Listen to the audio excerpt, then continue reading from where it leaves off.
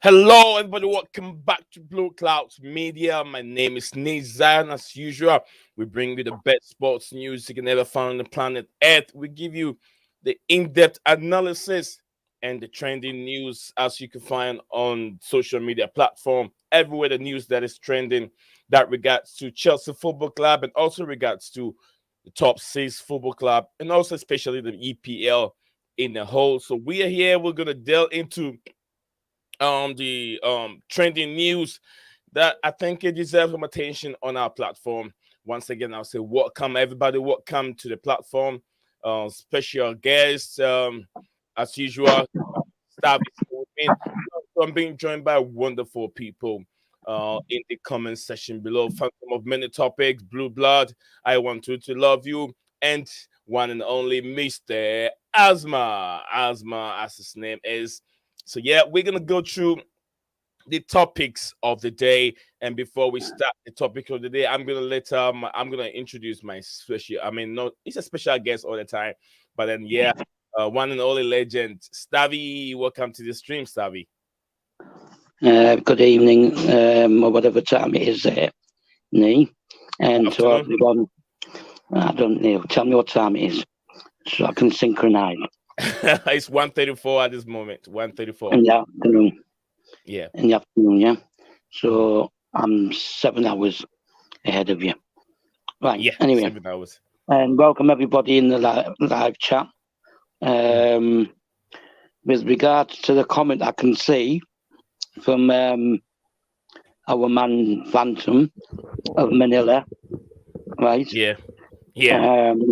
I was first to like, right? And we don't really care what Rory Jennings wants because he's very anti-Chelsea. So, just in case, one of the worst platforms going is Rory Jennings. Okay, Stav, I hope you're doing very well, Stav, and welcome as usual. It's always a pleasure to have Stav on the platform. And also, I want to thank everyone that has joined us already. We got 6 of us watching the stream, and I want to thank Phantom of Many Topics set up. Ted, let me start from that. It says Ted to hit the like button. Janice and I both want Declan Rice. Other than that, get rid of Ziyech and shut down this transfer window. I hope your wish comes to fruition for you, Phantoms. Yes, you had that right. I don't want Chelsea and FFP to be even mentioned in the same sentence. We cannot turn into Barcelona. Bye. Yes, we cannot turn into Barcelona. We are a different breed. We are Chelsea, and we are a different breed altogether. Even and everyone, and happy birthday to Jose Mourinho. Thank you very much, Jose Mourinho, a legend. You know, he's a football man, a man that eat football, sleep football, watches football, does everything in football. A man that was once a translator under Louis van Gaal.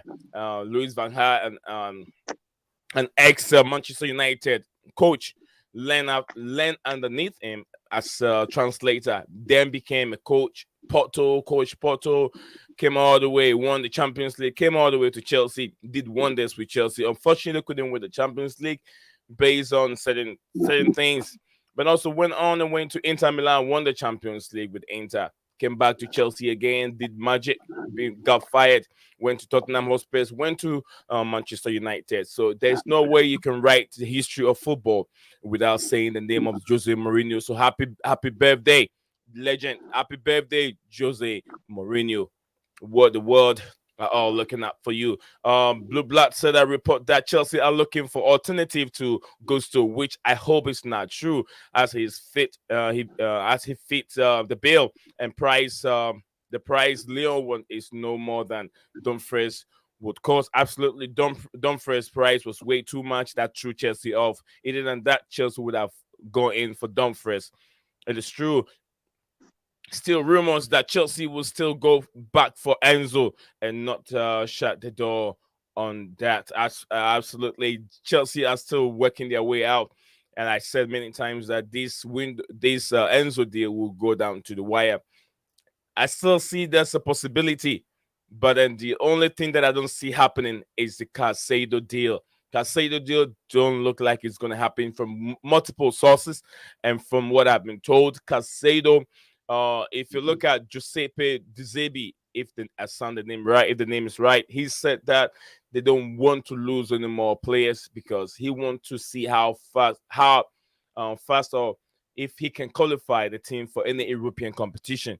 So Brighton are looking forward to see if they can find themselves in an European Championship place. So it will hinder their progress if they have to sell Caicedo. It looks like a summer move to me. It doesn't look like it's a deal that will happen this January transfer, but we are yet to see what will happen. Still Blue Black still rumors. Says still rumors that Chelsea will still go back. I think I've read that one. Oh, big up to you. Welcome to the stream again. Queen of the platform. I123 love you. Hello everyone. I wish you all the best of luck on the live today. I hope you support us behind the scene. Thank you very much. I123 as usual. Hello guys. Sorry if if I'm late. I was watching Ronaldo. Oh, Ronaldo! I think I saw that Ronaldo versus El Nazare. Yeah, I saw that preview on Sky Sports. So you're not late. We just started, so you're not late at all. You are not late. We just started. We've been streaming for only barely 10 minutes, so you're not late. You're just joining the party, and I want to see your energy and your inclusion in the comment section below. Let me know what you think. Let me know what you've heard. Let me know what you've read, or let me know what you've seen. Share with us in the comment section below, and also help Blue Cloud's community grow as we keep growing faster and faster and faster rapidly. Without you guys, this platform wouldn't get to where it is. We're heading close very soon. We should be heading close to our 3K subscribers, and we know this will happen with inclusion of legends like you. So Blue Blood, I123, Mr. Absma, everyone, I'm watching Ronaldo. Everyone, Phantom of Many Topics, you're all welcome. Let's get it going. Stavi, do you have anything to say before I start with the intro? No, the stuff that we have. Okay, besides that, this is what we have going on the platform today. Anthony Gordon still out 2 days in succession at Everton training ground. He hasn't been there for 2 days in succession. That was yesterday, and today he did not train. No, that's 3. Huh? He missed 2 days. He missed 2 days, and he didn't turn up today either. It's 3 days. So 3 days. So 3 days Anthony Gordon has missed training session with Everton. And also there's some there's a little FFP question I'm gonna ask everyone here. And also Duncan Ferguson has been confirmed as head coach of Forest Green Rovers. We'll talk about that. Why did Everton not choose Duncan Ferguson? Someone that is a true Evertonian, someone that has been he's been a footballer of the club, a legend of the club, and he's been assistant of the football club. And under his regime as an assistant, he did quite good before they had another coach coming in. So he did quite good. I don't know why they didn't choose him instead of the iron ex-Leeds coach. I've said that already. The translation and the communication between him and the players are not the best. So we'll also look at Duncan Ferguson appointment as Forest Green Rivers, and also Thiago Silva. Thiago Silva has agreed a new contract with contract extension with Chelsea. Also transfer news that we have here: Malo Gutso update. We have Malo Gutso update. Marcus Thuram update also here. Another club behind Ruben Loftus-Cheek, which is also we're going to talk about. Hakim Ziyech update also on the platform. Rady Dragusin. I think that's the name. Rady Dragusin. Rady Dragusin to Chelsea. Another player, a Juve player that has been linked to the football club. I don't know how many players Chelsea are looking up to. Every player has been linked with Chelsea Football Club. So Thiago Silva's contract extension, I've also said that already. If also Marcus Rashford contract situation also on the line.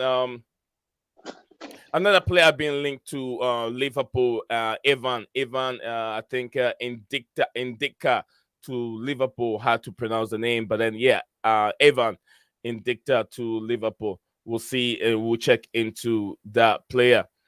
So yeah, stuff. This is what we have on the platform. A lot to cover today. We're gonna start with the Anthony Gordon situation. Stuff. Where do we see this going? I know he's been linked to Newcastle United, but should he behave this way? No.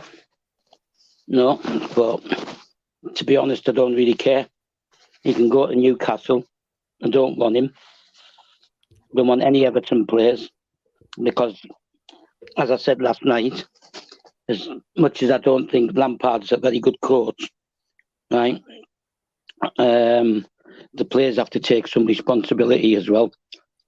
And he's an Evertonian, right? He's local, and all he wants to do is get out instead of staying and fighting for the club to try and keep them up. So that doesn't work for me. He can always move next season. Right? You can just have him. He wants his cake and he wants to eat it. So I'm not interested in him or any other Everton player. That's my opinion. Let him go to Newcastle. Okay, yeah. Someone who just asked, I think Kennedy just asked the update. Please, we have the update also. Chelsea injury update is right there. I want you to stick around. We will get there. I don't want to jump from all the way from top to down. It's in order. So yeah, Chelsea injury update is right there, and I will give you the updates. Please stick around. It's very, very important. Get engaged. Any more news you have, share with us in the comment section below. As I'll take my time to read it. And also, this one is coming from us, Mr. Asma, and he said, "Guys, I want to know, Arsenal player has named like that. If I am wrong, where is he? I thought we bought him in the summer. I don't understand this comment a little bit. If someone can help me, we haven't bought him." I don't think so because the name is not really familiar with me, brother, Mr. Asman. But I'll look into it. No. We looked. I can't. Zachariah or something like that. His name is. His parents are Armenian, but he plays for a Russian team. Okay. We were interested in him. Everything was agreed. Fee, salary, everything. But as long as the war carries on. Yeah. He's not going to sign and he won't sign for anyone else either, because there's no way you can pay a Russian club because of the banking sanctions, and that's the only thing that stopped it happening. Otherwise, we would have signed him. Can't pay his club because Russia's under banking sanctions, so you can't pay money. All right, so here, thank you on staff. Thank you. I think I missed that one over there. And then Bobby, I think I skipped Bobby's comment. Bobby said that Chelsea are looking at numerous midfield option at this moment. It's looking like the Enzo deal will be difficult, and also Caicedo, a deal that I've ruled out. It's not going to happen. I've said from the beginning, Caicedo deal will not. It's a deal that I think we're gonna root that one out. I think Mr. Setup, what the clubs or Chelsea see this player. I didn't see anything as passing, dribbling is so bad. I think he's talking about that same player, right? Stuff. If he's talking about the same player. No, I think if he's talking about him, he's highly rated. Yeah, he's highly rated. He's what, 18, full international, Russian international, right? He's highly rated, but he has to change his nationality to Armenian, and the war's got to finish so we can actually pay his club.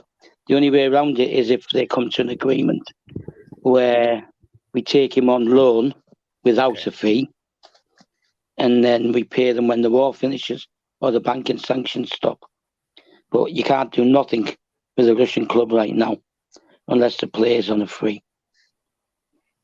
Okay, so his dribbling. So I think he's the same player he's talking about, but his dribbling is so bad, and probably he doesn't really fancy him that much. I mean, everyone in the player that they fancy.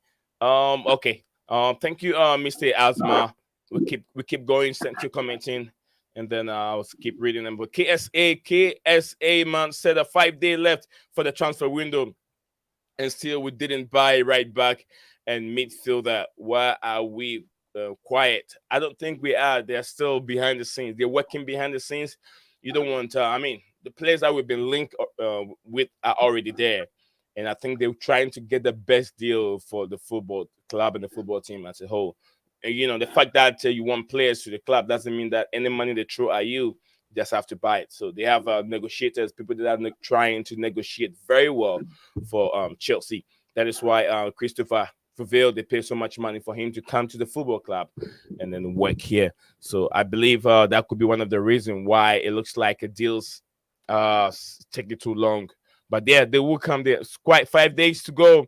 But then, yeah, we'll hear something in the next 2-3 days. Before the last 2 days, we'll hear something. And even the last day, people still make lots of deals on last day. Last days are always dangerous, they'll say.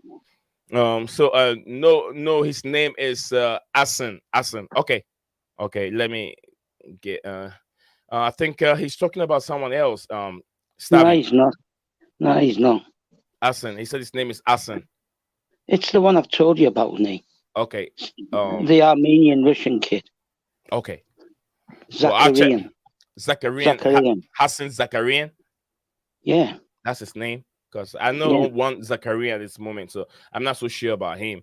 But thanks, Mr. Asma, for letting me know. But I'll check into it real quick whilst we're having this discussion. Sorry, I didn't add the name in the name I'm talking in.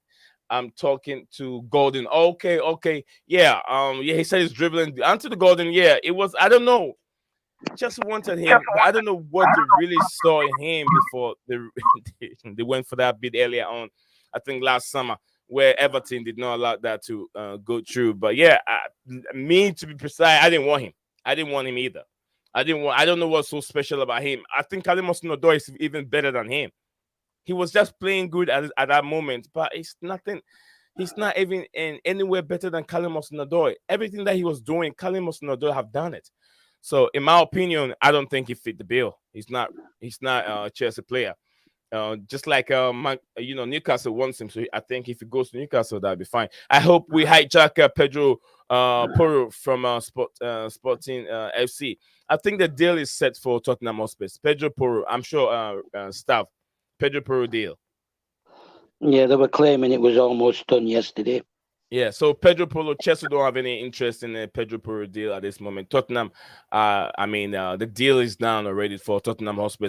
He says, can hardly call Chelsea. Can hardly call Chelsea quiet during this transfer window.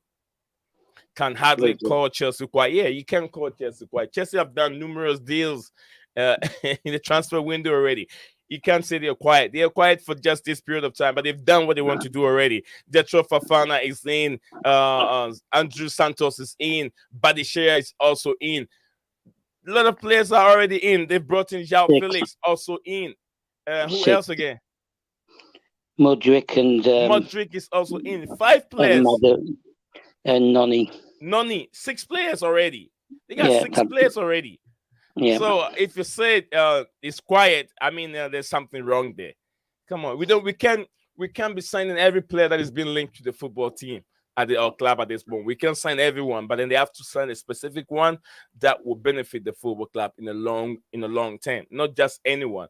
We're looking for young, very, very young players, not older players. So yeah, I think that's thank you very much, Blue Blood, as he said over there.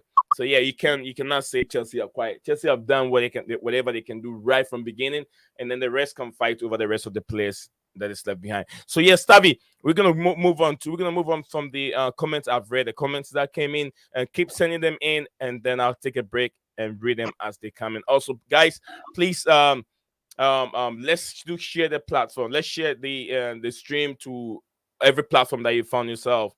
It can be Twitter, Instagram, wherever you found yourself. Let's share the link there so we can widen the broadcasting. Can we give May's contract? What do you think, Stavi?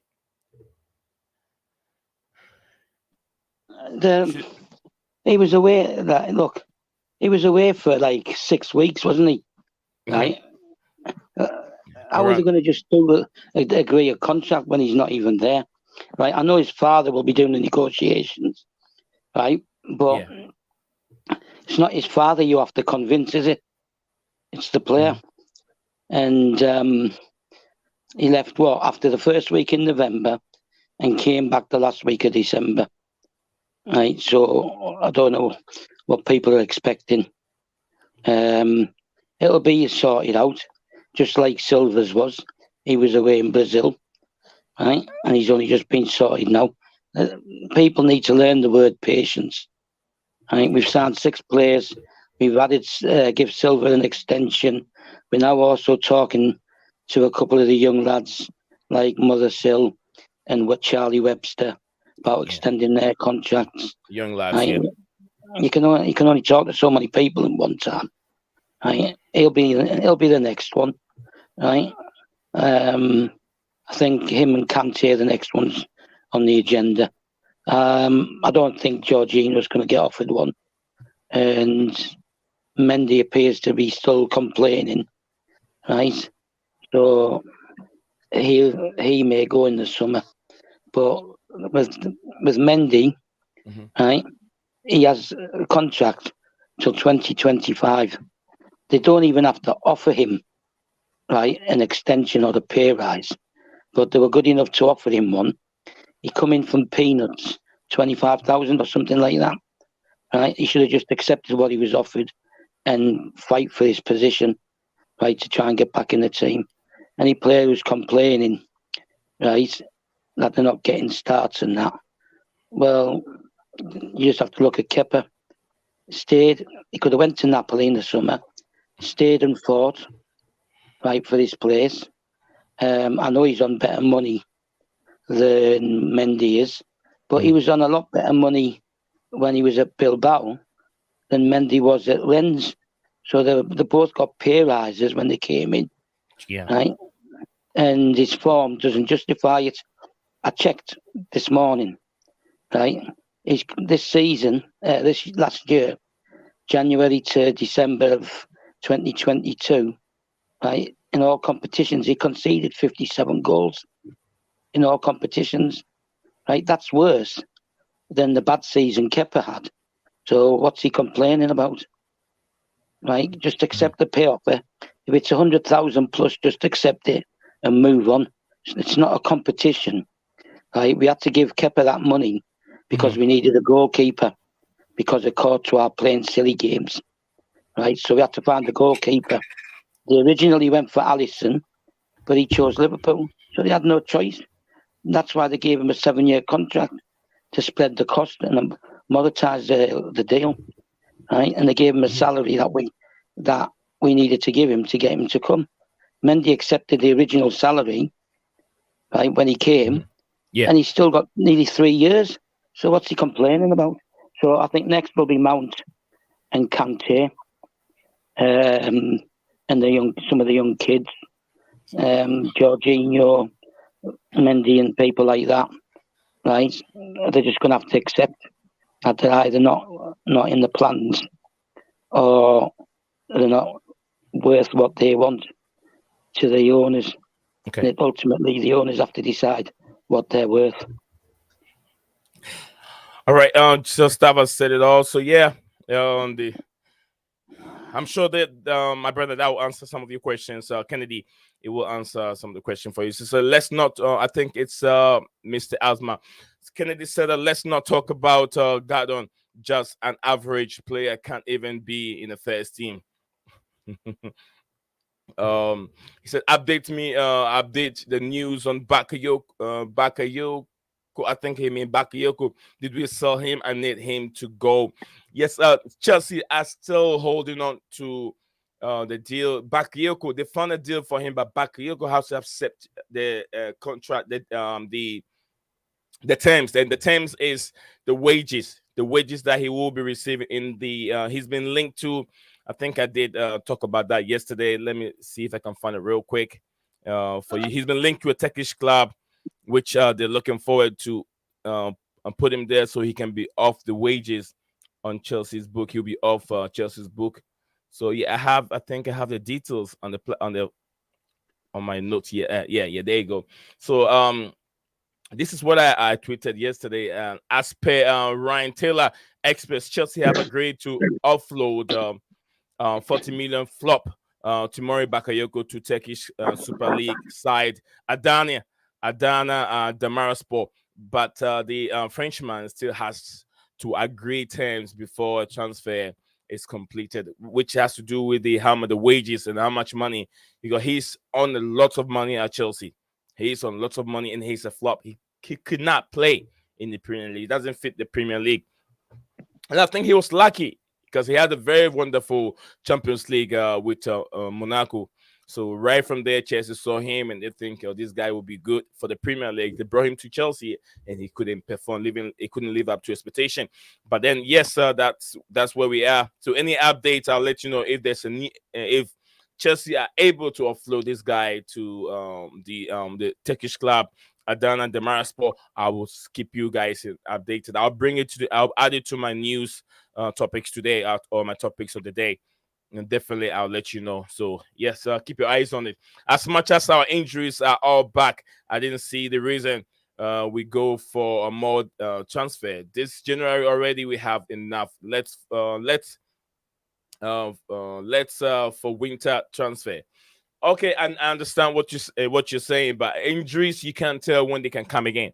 So there could be another injury coming lining up again, because for now I heard there has been another injury, but it's not confirmed yet. There has been another injury, which the player's name has not been mentioned yet, during training. It did not happen during match day. It was during training. So injury can happen at any time. Players can be fit, and even trying to warm up for a specific game during that time, something can happen. Someone can pull something, hamstring, something can just happen during warm up.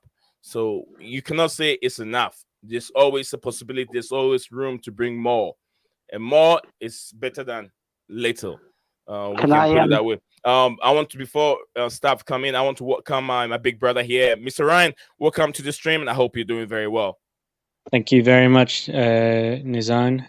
Thank you, Stav. Good to be here.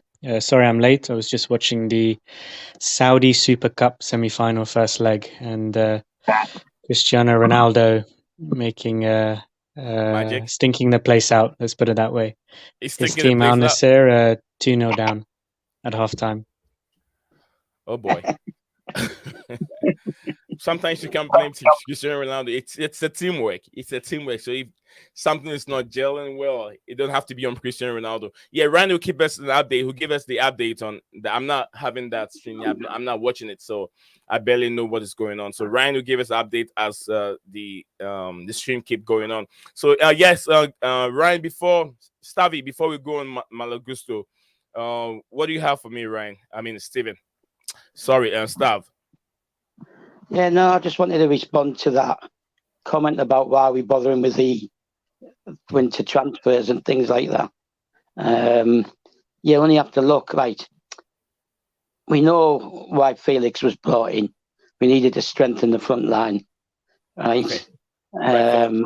Are you talking about Sean Wright Phillips? No. Felix, yeah, Jean Felix. What's the matter with you? Some headphones, get them checked. Get your headphones checked. Right.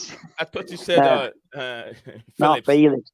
Yeah, Felix. Okay. Listen, I misheard you. I don't talk about Sean Wright Phillips.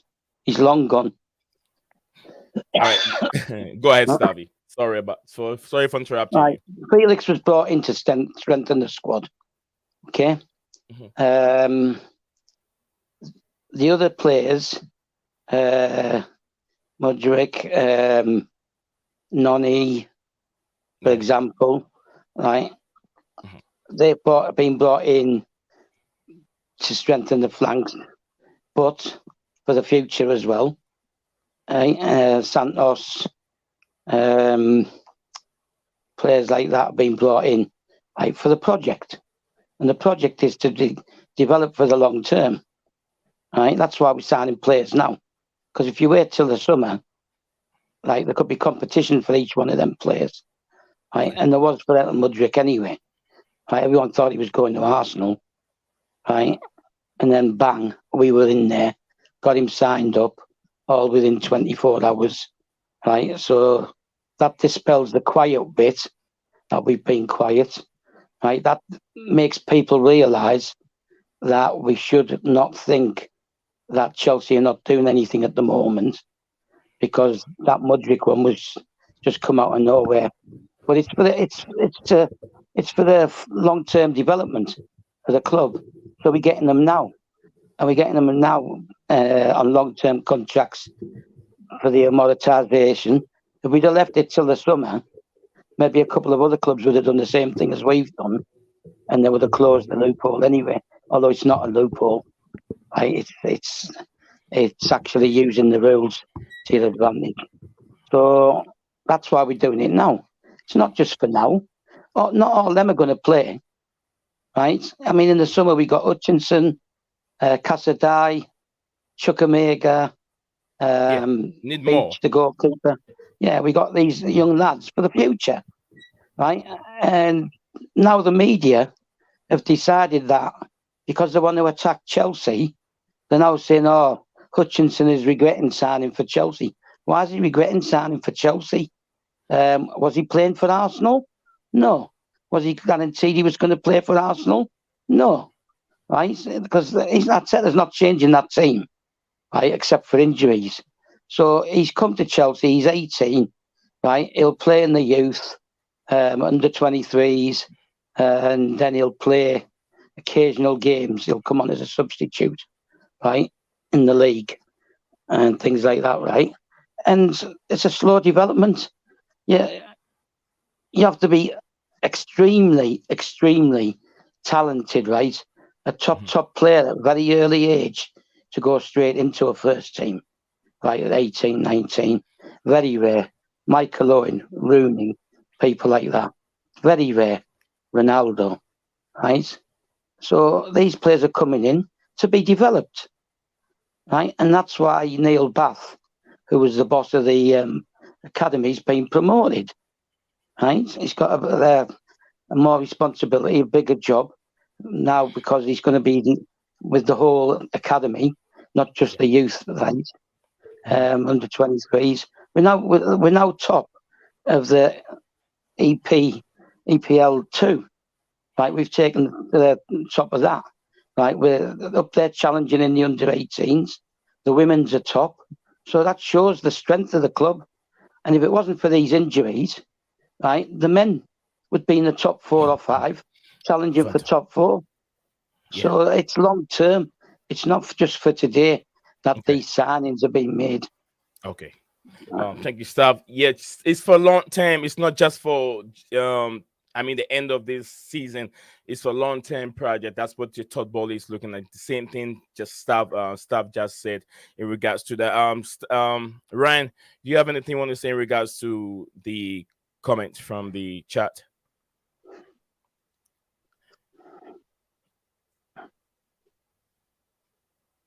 Okay, it looks like Ryan cannot hear me at this moment, but yeah, I will come back to Ryan once he's sorted out his microphone. Okay, and Mr. Asmat said, what do we need the goalkeeper Chelsea looking for? We have a Slonini, third keeper, or they want to sell Mendy and Kepa. Well, at this moment, I'll update you. Mendy is not happy at Chelsea Football Club at this moment. He's not the kind of a goalkeeper that Graham Potter like to use. He's not really good with his foot, but Mendy is good commanding his areas, and he's also good. He's a very, very good and shot stopper. Yeah, he's a very good shot stopper, but they're not good with his foot, and it's not good for Graham Potter's style. If he wants to play out from the back, you need a very good goalkeeper that can start the game with his foot. You know, Kepa is also good at doing those things, but Kepa also is not a very, very good shot stopper, in my opinion. Oh no, he's a good stop shopper, but cannot command his area very, very well. His decision making sometimes when area balls, it's a little bit scary. Yeah, Stav, I'll let you come in a minute. It's a little bit scary, but then yeah, Slonini is a very, very goalkeeper, and I'm sure he will move on to the second position. I saw some of his work yesterday against I think Serbian.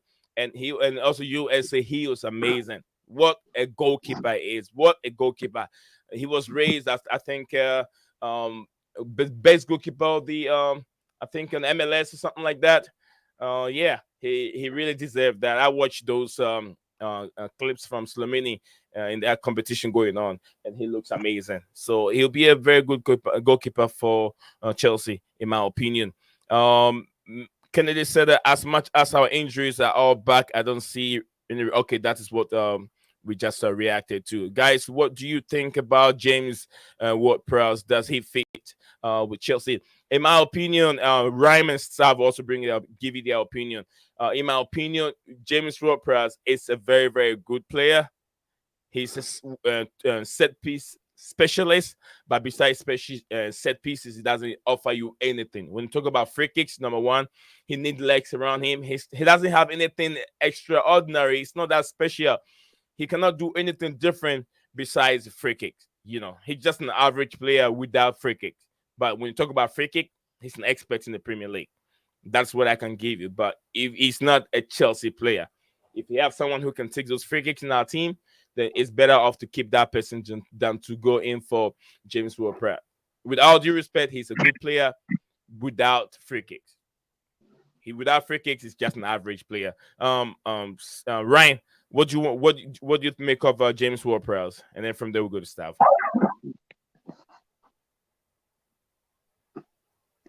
Sorry, Nizam, was that to me?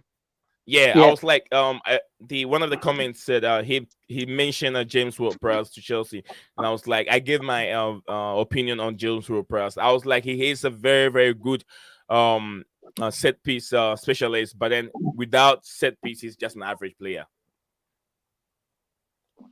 I'd have to agree. I'd have to agree with that.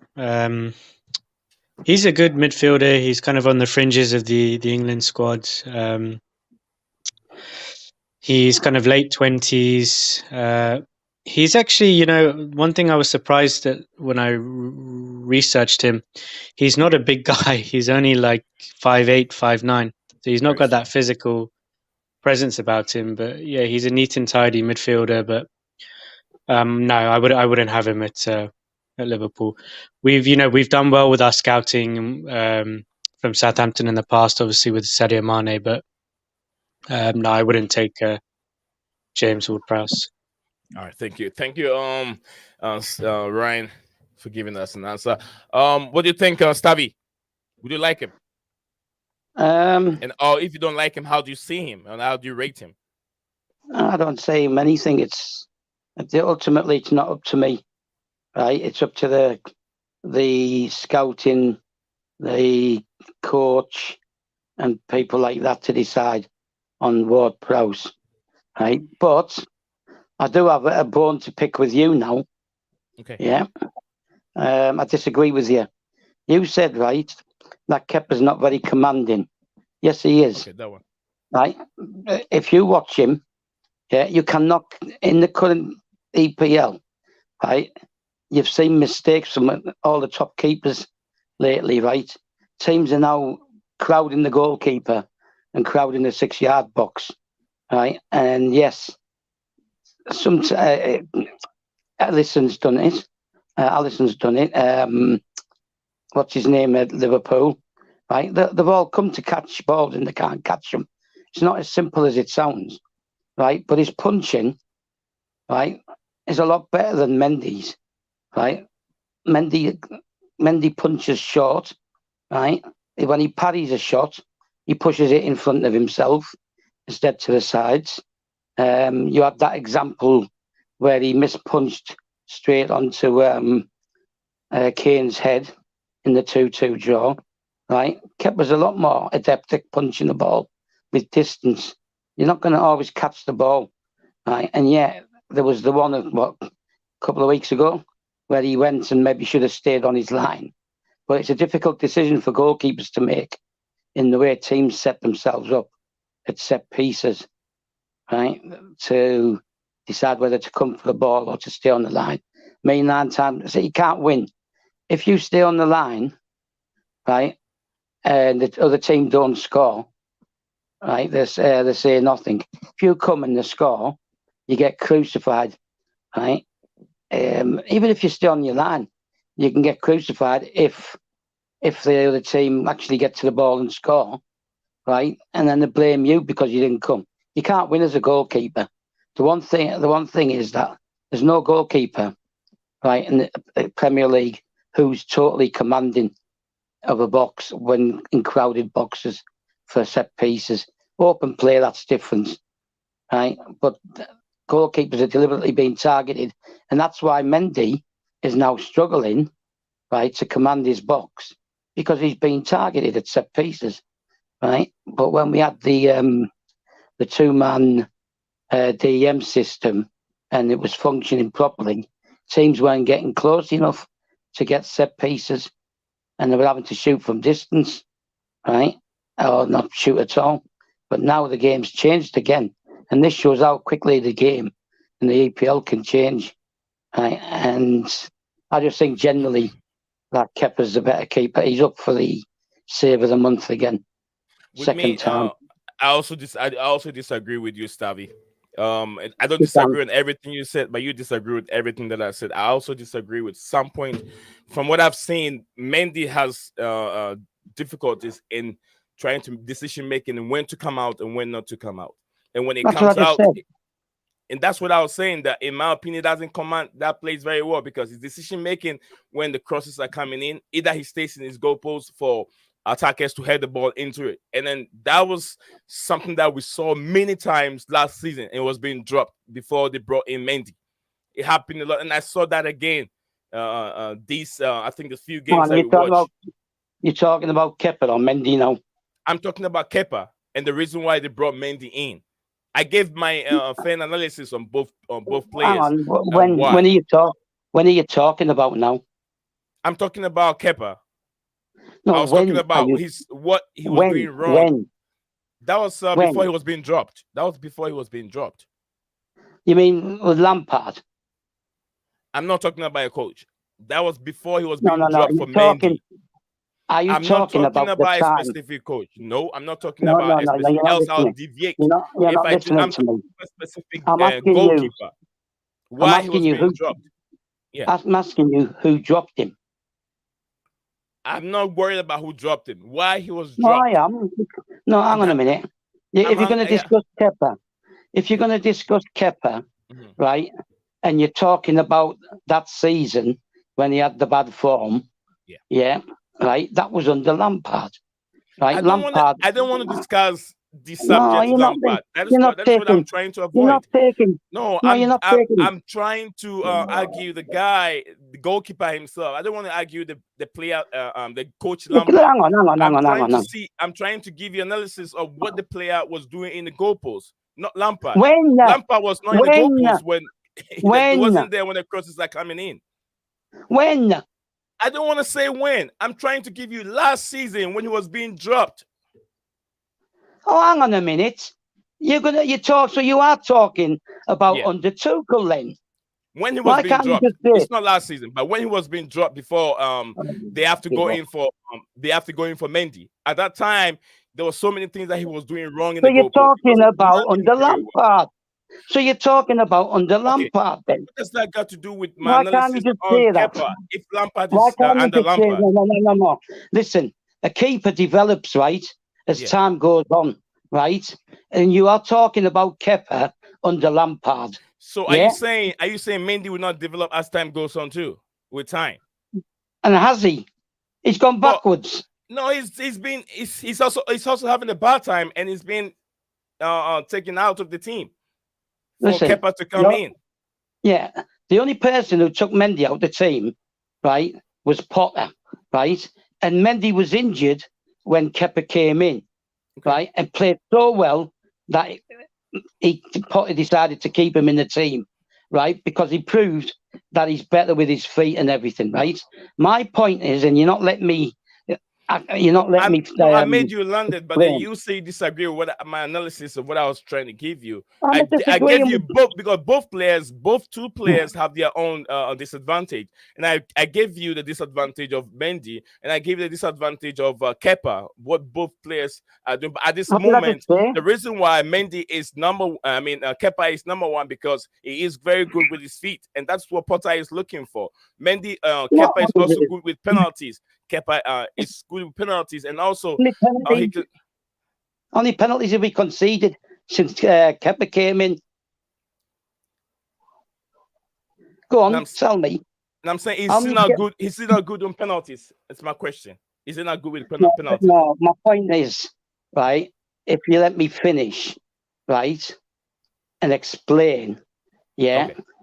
right, you're talking initially about under Lampard. Don't say you don't want to talk about the coach. I'm not talking about the coach. I'm talking about a period of time when Kepa was struggling, right? Yeah, The reason and why I that don't was want to, the reason why I said that is I don't want to bring the coach in because it not will about relate the to coach. a specific coach because he's tactical this, he's tactical that, and that's why Well, it that's was. why he was performing It so was. bad. That's why I don't want to relate the argument to You have that to relate it. aspect. No, you have to relate it to that aspect, right? Because for 14 months, right? For 14 months, where we played zonal marking at set pieces, we conceded 23 goals on zonal marking, right? Which leaves the goalkeeper exposed because the whole point is defenders stand in a zone and they don't pick up people coming in, right? And 23 of the goals he conceded, right, were from set pieces from zonal marking, right? Plus, he had his personal issues, right? He was going through something with his girlfriend, right? And then, and I told you this the other last week sometime, right? Just give me the chance, right? When we drew 3-3 with West Bromwich Albion, right? Lampard was still the coach that game. Tuchel took over for the defeat at home, right? When we drew 3-3 with West Brom, we were still using the zonal marking, right? And after that game, on Match of the Day, right, when he was interviewed, Lampard said that they've been discussing it, right? Yeah. And they've decided they're going to stop using zonal marking, okay? Right? And that was because Anthony Barry, the defensive coach, right, convinced him to drop the zonal marking. Yeah. Immediately after that game, right, is when Mendy came in. Kepa didn't play in the 3-3 draw. Caballero did, and he conceded 3 goals from the zonal marking, which showed that the system stank, right? For 14 months, Frank Lampard didn't show Kepa, right, any support whatsoever. He dropped him and brought him back for the 2 games before COVID against Everton and Liverpool, right? And Kepa, along with Billy Gilmore, was the star man in both of those games, right? And he still didn't show him any support. The only time he showed him any support, and this is why coaches are important, right? The only time he gave Kepa any support was at Brighton, right? And we won that game, right? And Kepa was beaten from outside the box, from a grass cutter, right? Which it bobbled over his hand, and he didn't see it till the last second. And that's the only time he publicly went and out to Kepa. He put his arm around him. Then in the interview, he says we have to support him. He's our number one. Blah blah blah. After the West Brom game, right, when we signed Mendy, they asked him, is Mendy coming in to replace Kepa? And he said, no, he's coming in for competition, right? Kepa's our number one, and he's coming in to compete and have some competition for the goalkeeper slot. And he went straight into the team, okay? Now, what I'm telling you, right, as a long-term old sod, right, yeah, Mendy, if Mendy had to have played with the zonal marking system, yeah, right, he would have conceded far more goals than he did because he would have been left exposed as well.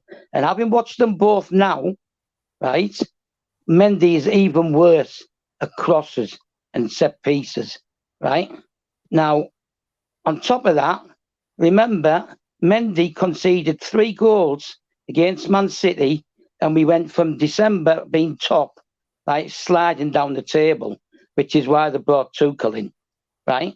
At no point, once Tuchel came in, we had that double pivot, right? Under Lampard, there was no double pivot, yeah? Yeah. Kante was playing further up the pitch, so the goalkeeper got less protection. And that goalkeeper, right, was Kepa.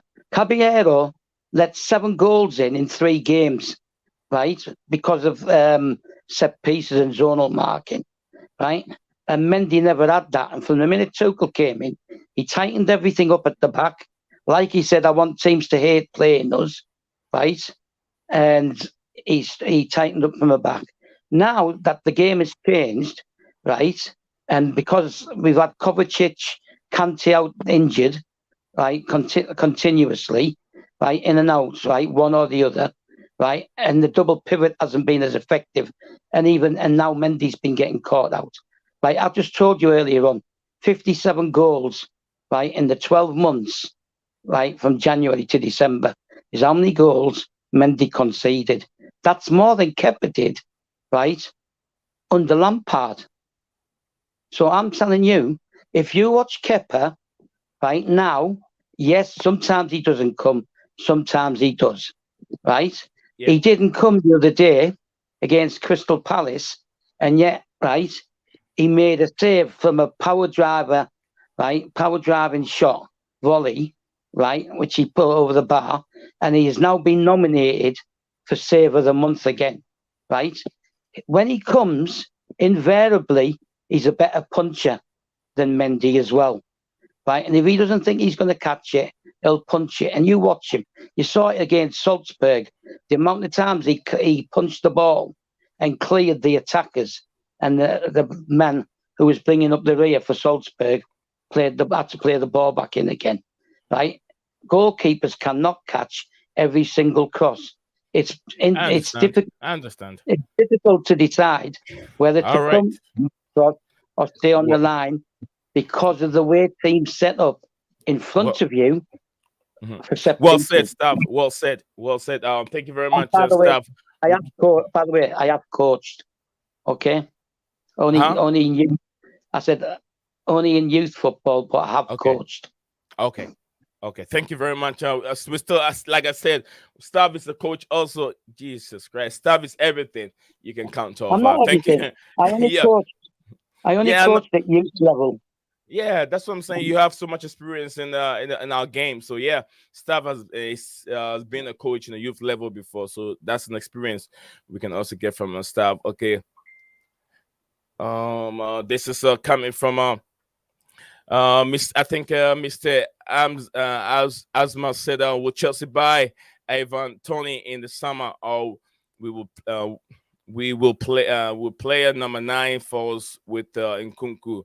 I don't think Chelsea want Ivan Toney. Chelsea don't want Ivan Toney with Nkunku, young player coming in. He might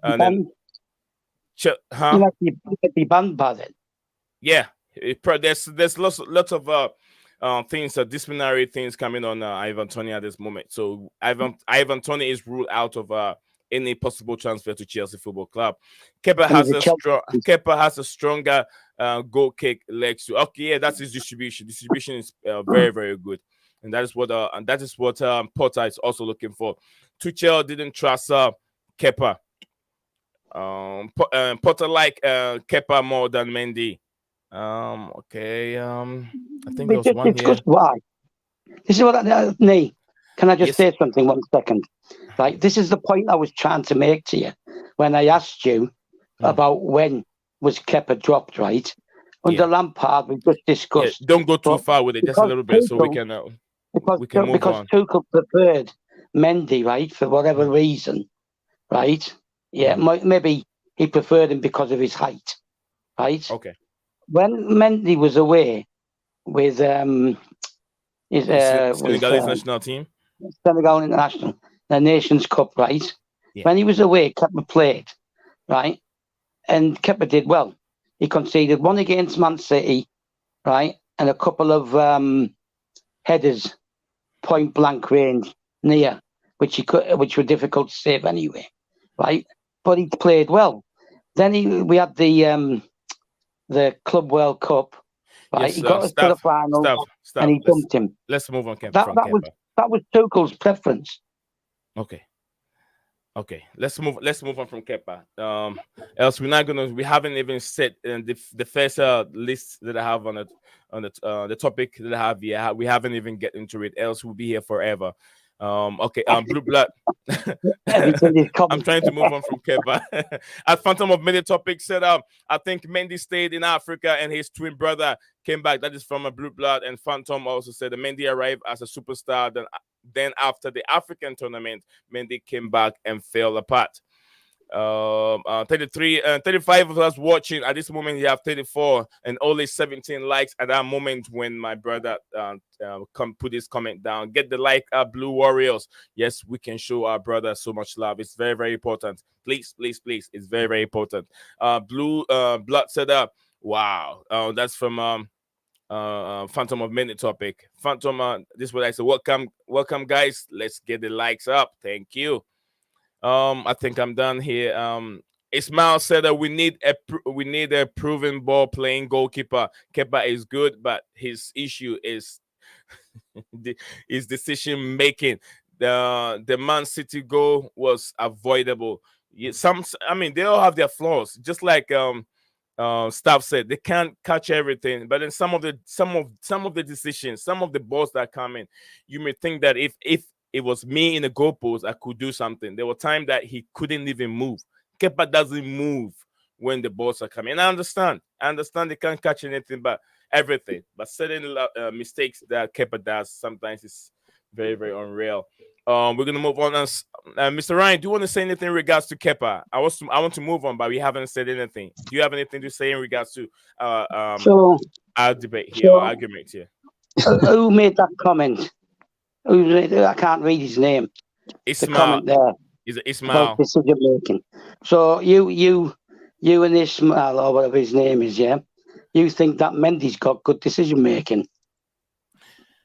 Well, it's depending on what he's seen. That's why we say we all eye test what we've seen in terms of what we've seen. So let's leave it here. Let's respect our brother Ismail's opinion. No, I'm asking, does he think that Mendy's got good decision making? Well, that's what he said over here. He says Kepa. So when he says Kepa, at this moment he's talking about Kepa because Kepa is in a goalpost. So he's talking about Kepa. He's not talking about Mendy. And I'm asking a question, right? Ismail, do you think Mendy? Ismail, let me ask you. Do you think Mendy's decision making is better than Kepa? Let us know, and I'll read it to my brother here, Staff. Ryan. Kepa. And Mendy. What do you make of those two? Kepa's obviously he's going through a good spell right now. Like Stav mentioned, he's up for the Premier League Save of the Month award for January. I remember that save very well. It was the Decore. I think it was a header or a shot that he saved point blank. It was very good. Second time. Nizan, I'll be honest, man, I'm not an expert on goalkeeping. The technicals of what makes a good goalkeeper, but okay, I'll put you this way. What do you like from Alisson as a Liverpool goalkeeper? What do you like from him? I would say that he can be commanding when he's in good form. When there's dangerous in swinging corner or a set piece, generally he will anticipate well, and he'll either parry it away or he'll collect it. That's one of his strengths. He's also a good shot stopper. Is he a good keeper sweeper? Not this season. He's made a few blunders. Yeah, but he from playing out from the back. Yeah, but he has been very he has 2 good feet. And he can play out from the back and kind of start counterattacks and stuff for us. But so these attributes that you just mentioned, do you see any of these attributes in Kepa and Mendy? And if you were Graham Potter, who would you go for between these two goalkeepers? From what you've seen that's a difficult one. That's a difficult one because it means they're Kepa and Mendy. both very. I feel they're both very streaky. Is that the word? Streaky? Like they have good spells, good Yes. phases where they're showing good form, and then they'll suddenly Yeah. make mistakes, and then they get replaced by the other. But I mean, Stav's obviously the one who has the coaching background, but again, just thinking about goalkeeping, you know, there's all sorts of attributes, right? You got to have good focus for the whole 90 minutes, concentration, speed, agility. You got to have good fitness, your handling of the ball. You got to be brave, coming for corners and crosses, your distribution, your one-on-one, you know, using your hands to save, using your legs. There's a lot of, you know, qualities that are required. It's a hard one. It's really hard. Yeah, I honestly, I can't say one's better than the other. Maybe I'm not a Chelsea fan, so it's a hard one for me. Okay, we're gonna move on from Kepa Arrizabalaga. Today has been his day. Kepa and Mendy, they've been the talk of the show today. But we're gonna move on from there, from these two guys, and this is coming from our brother here, Asma said that we are bored. We need signing at 5 days in the window. Yes, Chelsea will try as much as maybe we can have either 2 or 1 more signing. No, Mendy. He says no. Ismail said no. Mendy is worse than Kepa. Staff. This is why I think we need a new goalkeeper if possible. But for now, we will have to work with Kepa. Can I just say something, right? No, you can't say anything right now. No. Kepa is good. I will come back to you. I'm just joking with you. Stop. I'm just joking. Let me read the comments. I got just 3 to go. Kepa is good in footwork, but Mendy always gives passes to opponents. It is true. That is true. I prefer Kepa number 1, number 2, and Chelsea consider it says what's his name as number 1 Brentford goalkeeper. Rare. Brentford's goalkeeper. Is there any player leaving in this January? There are a lot of players that will leave. They're working on players to leave. Some are in the club now, some are outside the club. Bakayoko is one of them. It says Mens lost his way. It says Mens lost his way after that horrible mistake against Benzema in the Champions League. He is a shot stopper, but overall Kepa is more all rounded for me. Look, I'll tell you the truth. I am a Kepa fan. I love Kepa to death. I love Kepa. Kepa to death. But I'm just trying to create an argument here so we can have a debate. I'm trying to. I love Kepa to death. I love Kepa because he's good with his feet. That's the main reason why I love Kepa. Distribution is perfect. Go ahead, Stavi, so we can move on to. Yeah, we'll move on from here, please. No, summarize it. Not too long. Yeah, can the person who said they're bored imagine what other teams' fans are like? They've had nothing to get excited about. We've had 6 signings and we're chasing others. That's that one. Ray, whatever his name is, right, has got exactly one, I think it's 1 clean sheet more than Kepa. Only 1. Kepa's had 6 clean sheets in his 12 games, right, since he came back in. 6 out of 12, right, and he's had a poor defence in front of him, and he's had to cope with having somebody like Jorginho, who's too weak and allows teams on goal, right? That's the difference. People, this is why I asked you when you were talking about, right? Because people still keep thinking of Kepa back under Lampard, right? And as regards Mendy losing his way, Mendy lost his way at West Ham in January when he conceded 3 goals, 1 from outside the box by, I can't remember his name now. He gave a stupid penalty away, right, by committing a foul. And he got beat from the side of the box when he got 2 hands on it for the winner. He cost us that game. All 3 goals were his fault, with a little help from Jorginho for the penalty. Right. So I think people are being unfair on Kepa, and I think people not realising how long it is since Mendy became poor. He became poor before he went to the Nations Cup, and reports I read said he wasn't that great for Senegal either. Yeah, he saved a penalty, or maybe two in the final, right? Yeah. But general all-round play, he was poor, and he was poor against Holland.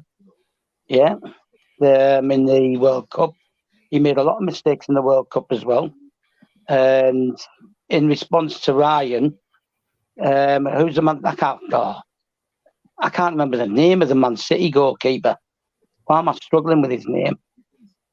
Is it Edison. Kadir Edison. Bravio? Edison. Oh, Edison, No, right Edison. now? Okay. Yeah, right. He made two mistakes last week. He gifted 2 goals to Tottenham. The 2 Tottenham goals were both his mistakes.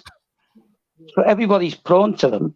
Okay. Right? It's just that the media have this habit that if it's a Chelsea goalkeeper, right, they want to highlight everything, right, and then he just sticks there. And I think the media, for the last 18 months or whatever, have been a disgrace, right, towards Kepa. Yes, Stavas just said. Thank you, Stav. Single mistake they highlight. Every single mistake they highlight, right, and he doesn't make that many. Stavas just said that the media is always a disgrace, and I wouldn't lie to you. It is true. The media always putting stuffs out there in the spotlight. So yeah, we're gonna move on from there. We will get to the Malo Gutso thing. I don't know what you guys have at this moment, but from my research, this is what I have here. According to Foot Mercato, Gutso only wants to go to Chelsea, and only Chelsea. A deal around 30 million, 40 million is imminent. Why is it taking forever to be able to make this deal go through, Stav? Because they want him back on loan. That's why they want him on loan, and we want him now, right? But for me, I said it last night, right, or the night before, right? If they want him now, but they want to keep him till the end of the season, right, to next season, right, and he's willing to stay there, then just let them have it. Just recall Dujon Sterling as cover for Reece James. What's the big deal? Just recall Dujon Sterling. What's the big? There's no big deal, right? Unless he's injured or something, right? Which, being a Chelsea player, is quite likely, right? But if it means getting the man we want, just do it. All right, Musa. Musa, I hope you're doing very well, Musa. So yeah, Stav just said we can get Dujon Sterling, another academic graduate who's playing well. He can be a good cover, and we still have a Spiliqueta there. So why are we worried? If we can get this guy, we can get him in the summer if he still wants to be at Chelsea. If you set the midfield up right, to cover Aspilicueta's lack of pace, then we're okay. Prove that at Liverpool. Right. That's not a biggie for me. If this is the guy they want, right, to be part of the programme for the future, if we have to let him go back out on loan, so be it.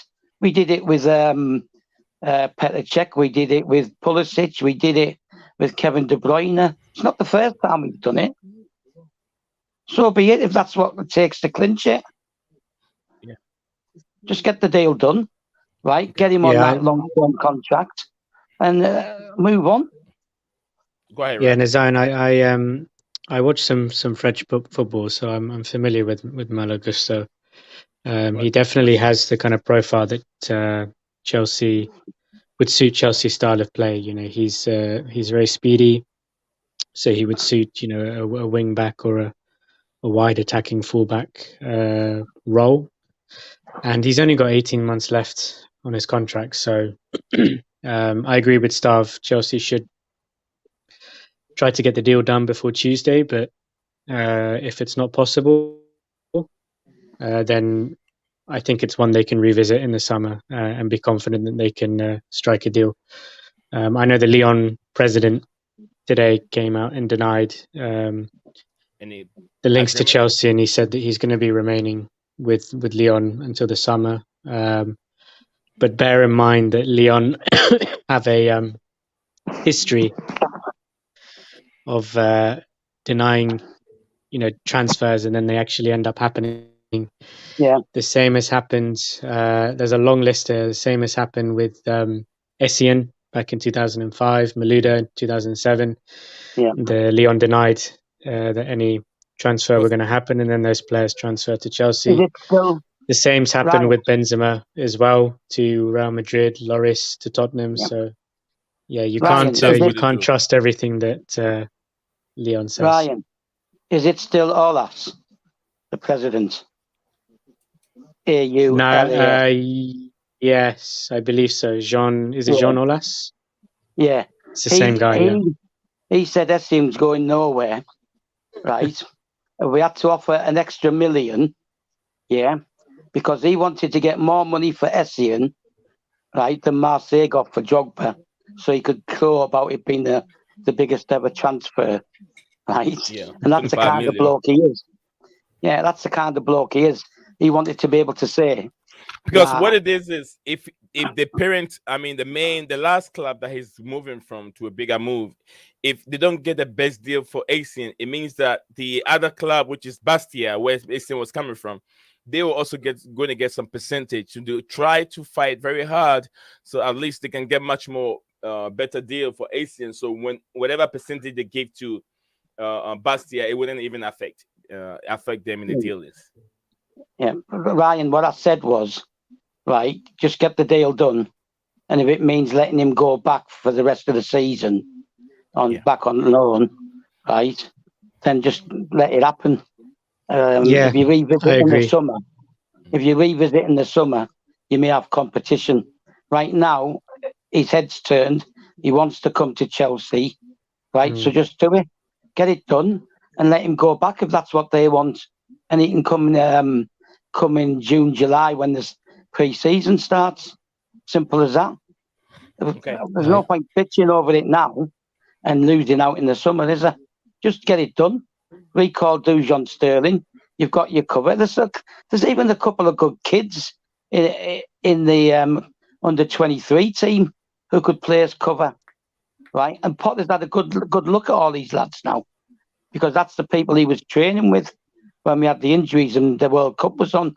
So he knows what he's got there, and he knows who he can rely on. That's why Bashir Humphreys was added to the squad, and I thought he had a good game, the game he started, right? I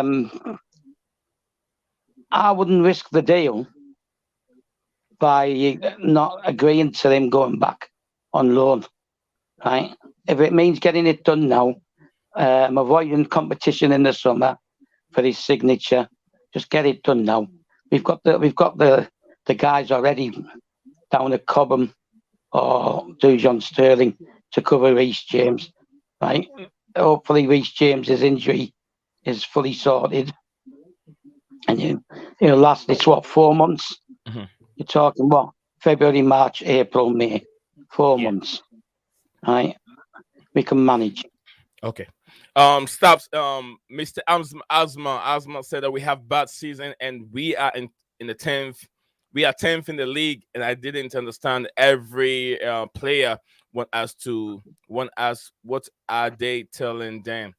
And I think I understand what you mean. We're in the 10th position, but you don't know what they're telling the players. It's all psychological issues. You need a psychological person to come and motivate these players, and a coach is a coach responsibility to do that. All the young upcoming stars are attracted to our coach plans. What is encouraging for us looks like Gustav will come, but the issue is they cannot get a replacement in a few days. That makes a lot of sense, though. Yeah. Which is why Leon is not fighting for anything. Leon is not fighting for anything. He's not fighting to win the French league. He's not fighting to go to Champions. He can go to definitely. He can make it to the Champions League. That's where their target is. They're not fighting so hard to win. I read today. Leon, I forgot to send it. No, I forgot to send it to you. Right, I read a story that Tottenham's Jed Jed, what's his name? What's his nickname? Ryan, what's his name? They signed him from Middlesbrough. Jed something starts with an S, I think. Jess Strange or Jess Strom or something like that. Right, he's at Tottenham. Jed something, right?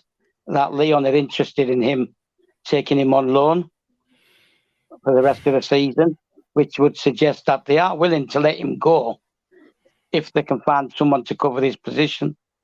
Okay. Right.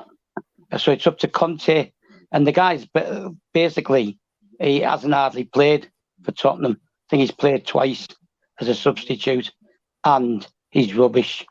So if they want him, right, Conte give him to him, and we can take this guy here. Go. But if not, like I said, just loan him back. Just get the deal done. Is this Spence? Blue Blood says something like Spence. Yeah. Spence. Yeah, Jed Spence. Yeah, Spence. Okay. Yes.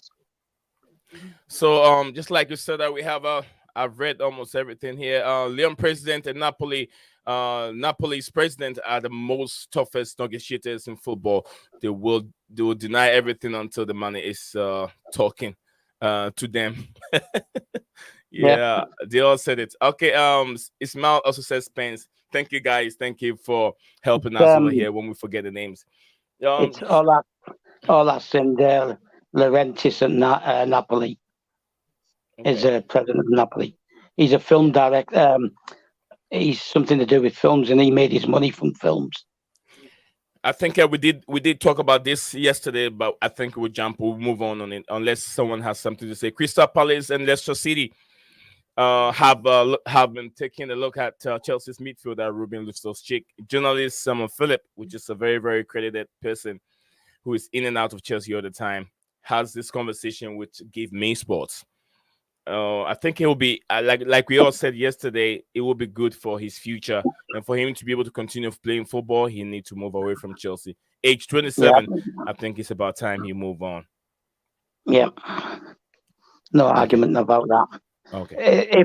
If we hadn't made some of the signings that we've made, then maybe you would think you want to keep hold of him because of his versatility. But the signings we've made means he may as well go, because he's not going to get games. Okay. Thank you very much, Stavi. We're gonna move on from there. We'll move on to another news. Hakim Ziyech, according to Evening Standard. Evening Standard is, I think, one of their representative at Chelsea is Nizar Akansela. Newcastle United, Everton, and then Roma are all interested in signing Hakim Ziyech in this January window. Which will be the preferred team for Hakim Ziyech? Where do we see Hakim Ziyech going? Is it staying in the Premier League, or is it going out of the Premier League? Roma. What was that again, Stavi? Roma.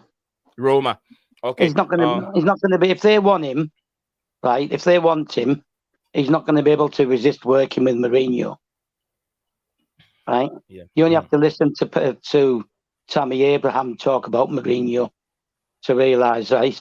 And obviously, Tammy was at Chelsea with Hakim Ziyech, right?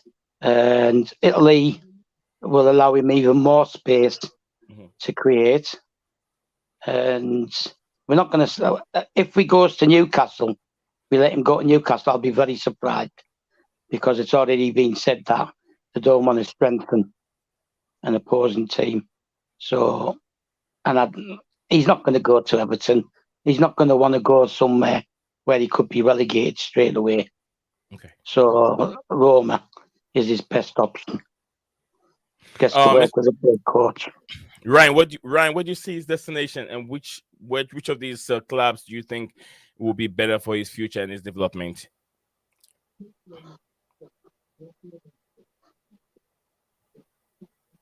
Sorry, Nee, was that for me? Yes, sir. Yeah. I'm sorry about that. Can you just repeat it? In regards to Hakim Ziyech, which of these teams do you think that would be good for his development if he moves away from Chelsea? We're talking about AS Roma, Everton, and then I think Everton, and then what's the other team's name? Everton, and then also Newcastle United. Oh, definitely, you can rule Everton out. I don't think that relegation fight is what he wants to be involved in. I think the demands in Newcastle, he would struggle probably to thrive, because they're a team very much on the up, and they play very energetic football. Probably Roma, I'd say. Just Italian football, the pace of it, and he's a technical player, a flair player. He'd probably be suited, to Serie A. I could even see him at like a Juventus or even like Napoli. If Napoli sell that Georgian young winger of theirs.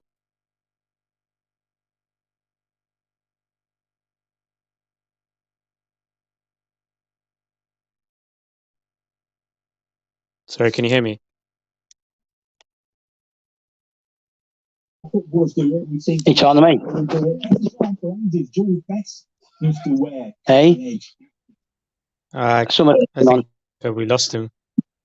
Oh, we? Well, carry on then. Okay. Yeah, so... Yeah, I agree with you. That's what I said. At the end of the day, right, working with Mourinho is an attraction as well.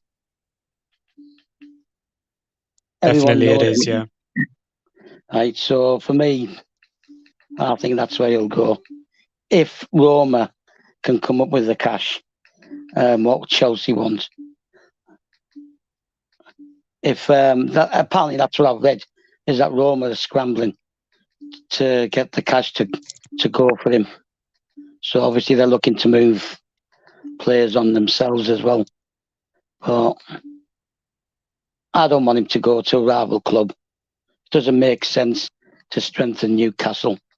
Because I think even with Newcastle, he'll do a reasonable job. But Italy will really show him to his strengths. So it's the best move for him as well. And we saw what it kind of makes you good comparison is like Tammy Abraham having gone to Roma. Yeah. He's doing fairly well, scoring goals. He's happy. Yeah. Would you take Tammy back at Chelsea? Or is that door shut? No, it's not shut, but he wouldn't be my first choice. He'd be in the consideration, but to be honest, I've not really thought about strikers, because now we're getting these players. I want to see what way Potter's going, what direction he's going to take. So I don't really know. The only direction that I don't want to take is to go back to a back three again, because I just hate that system. It's too open and too exposed, and especially if you're playing a high line. So, I would consider Tammy, but it has to become an option before I'd start thinking about it. And I don't think it's. Yeah, I agree. I agree with reservations about a back three. Man City don't play back three. Arsenal are not playing a back three. Not playing a back three. Liverpool don't. The top clubs are not doing it. It's very risky to do it. Ajax and Bayern Munich don't do it. Playing the back three always, I think it limits your attacking players. That's what I think. It makes you more defensive than attacking. Yeah, well, the thing is, what's the point of going to a back three, right? Looking to use wing backs. Yeah, what's the point? What's the point of signing Noni and Mudryk and players like that? There's no point in it to me. It doesn't make sense for me. So I'm hoping he's not going to. That was the trouble with our previous coach. He was just too set in his ways, right? He didn't look at what he had available. Yeah, I'd like to know what Ryan thinks, right? I think that Chilwell and Reece James, right, can attack from full back as well. I don't think they need to be wing backs to be able to attack, and I think that gives you another option. Right, that's what Man City do. They use their full backs to support the wingers or the two wide men. Whether even when they were playing a false nine, that's the system he used. The fullback supporting the wide men, and I just don't think I don't like it. It's designed for Germany because in Germany virtually everybody plays a high line defence, right? But Bayern Munich, and when Bayern Munich towards the end of last season started they played the back three for a couple of games, right, to experiment, and they lost one and they drew one. So that says it all for me. So it's not for me. I don't like the back three. Yeah, I would agree in terms of Chelsea. Reece James and Chile, they're good enough going both ways to be able to play just in a back four and, attack when they need to, but then also do their defensive duties. It's interesting because I've seen teams that kind of, I can't remember which one, but like in possession, they'll be using they'll deploy a back three and they'll have wing backs. But once they lose the ball, then they go revert back to a back four. And I think it's usually the midfielder will drop back and then it becomes a back four. But so it's interesting. You probably know about this stuff because of your background in coaching. City has been playing the back three too, according to this comment. It says City have been playing the back three with Stones, Akanji, and Ake. Nah, they don't. If they did, it's because they've got injuries. That's why. Right? Because if they haven't got a right back and a left back, he's got no choice but to switch to that, has he? And if you look at their injuries, it's been their full backs that are injured. That's it, yeah. And this new fullback they signed, what's his name, Gomez from Anderlecht. Guardiola doesn't fancy him. He doesn't trust him to play. Why did he sign him? Yeah. Why did he sign him? Because hang on 1 minute. Because they sold Zinchenko, wasn't it? Yeah, they sold Zinchenko left back. Yeah, this is a replacement. Yeah, and then he doesn't fancy him. Yeah, but the thing is that he was probably signed by Tixi, what's his name, and the recruitment team money. And maybe he just accepted their opinion on the player and went for it that way. But for me, who's the other guy they've signed? Centre half. Phillips. No. Oh, centre half. Akanji. Yeah, he's a very good player. He is very good. So it shows, doesn't it? I mean, I'd never even heard of it, right?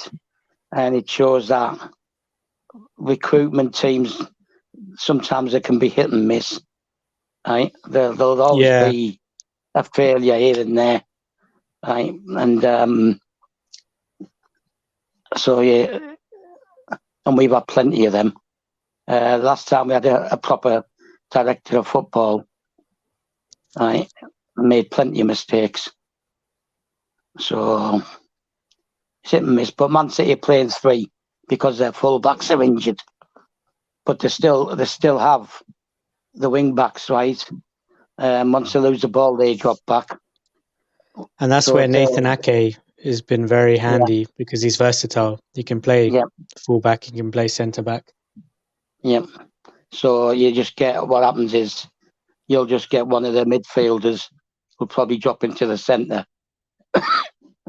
And Ake will drift out wide. Interestingly for City, it's the English signings which have been the controversial ones, the ones that have struggled. Grealish and then Calvin Phillips. Yeah, but Grealish has had his moments, so. But Phillips has been injured. Phillips has been injured a lot of the time. Yeah, Phillips was unlucky with this shoulder injury, and he struggled with his fitness. He just hasn't settled in. He didn't have a proper pre-season or anything. Yeah. He's a good player though. We saw last season with Leeds what he can do as a DM. And Sterling wasn't an instant success. at City. You have to work. Sometimes you got to work with these guys, right? They've got all the talents, the ability, and stuff like that. Sorry, and sometimes you just need to carry on. No, you're right. You're absolutely right. They're not always an instant success, and you have to kind of spend hard, long time on the training ground and coaching them and getting them used to your style of play.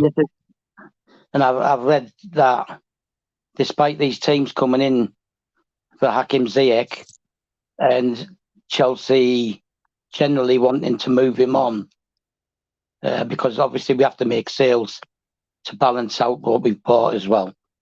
They're in two minds whether to do it now, because you still want to have that experienced player there, so you can ease in these youngsters. And he's been playing quite well. I have to say, like since he came back from the World Cup, his form's been good. Well, he was all right before as well, but he'd been out so long before. It took him a while to get going. But he's not one of these players who you can have as a substitute and put him on for 20 minutes. Yeah. He doesn't affect the game. Yeah. No, because he's got to start from the beginning. He's one of them. I'm watching Ajax, and I'm trying to see if our man that we were discussing last night, Kudus, is playing or not. They've just kicked off. So I'm trying to see if Kudus is playing. But I don't think he is. Anyway, next question. Has he gone again? Nazan, you there?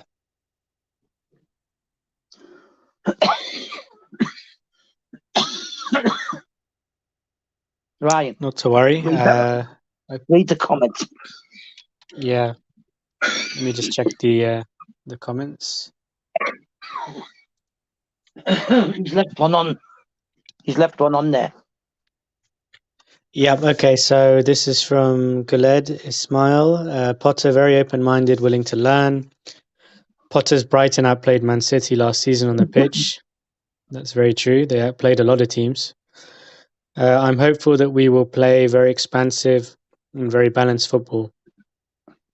Well, definitely, yeah. And I think Stav, myself, Stephen, Nazan, we've alluded to this before, that Potter needs time. He really needs time to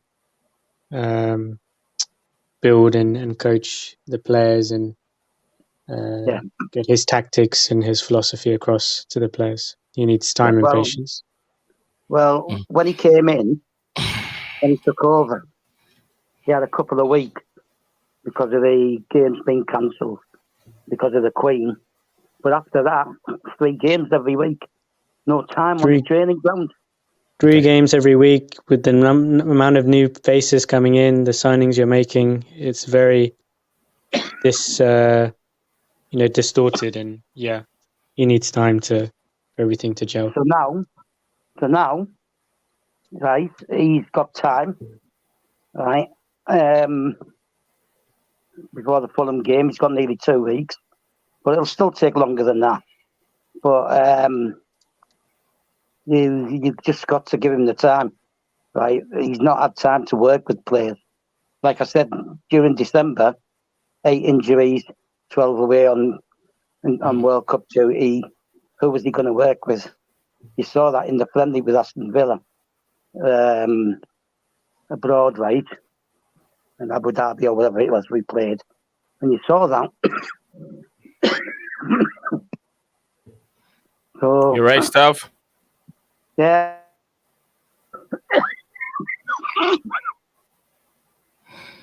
All right, Stav is we'll give a little bit of time for Stav to get himself together a little bit. Whilst we're here, this is coming from Ismail, said Potter is very open-minded with willing to learn. Potter. I read this one, Nazan. You did read that one, okay? Yeah, I read this one. Okay, which one did you not? Potter has work has a week. We can take another bad match, another bad match versus Fulham. I think that's what my brother here is saying. It's Okay. a, it's a negativity again. It's negativity again. No, it's Can all we just right. like? Stop. No, stop it. Can It's we? okay. It's No, okay. listen. It's no. No, I'm Stop it. trying to explain something. The Okay. guy needs to work with the players. They've been out injured. He cannot work with the players, right? All this thing about us being weak, we can't take this, we can't take that. Bowley came in, announced a different project, set out what we're going to do, right? It's going to take time, right? We had the sanctions, and then Bowley came in, change of ownership, change of management, change of staff, right? This It's all not take going to time. happen overnight. You have to be patient, right? There's going to be Okay. hiccups as you go along.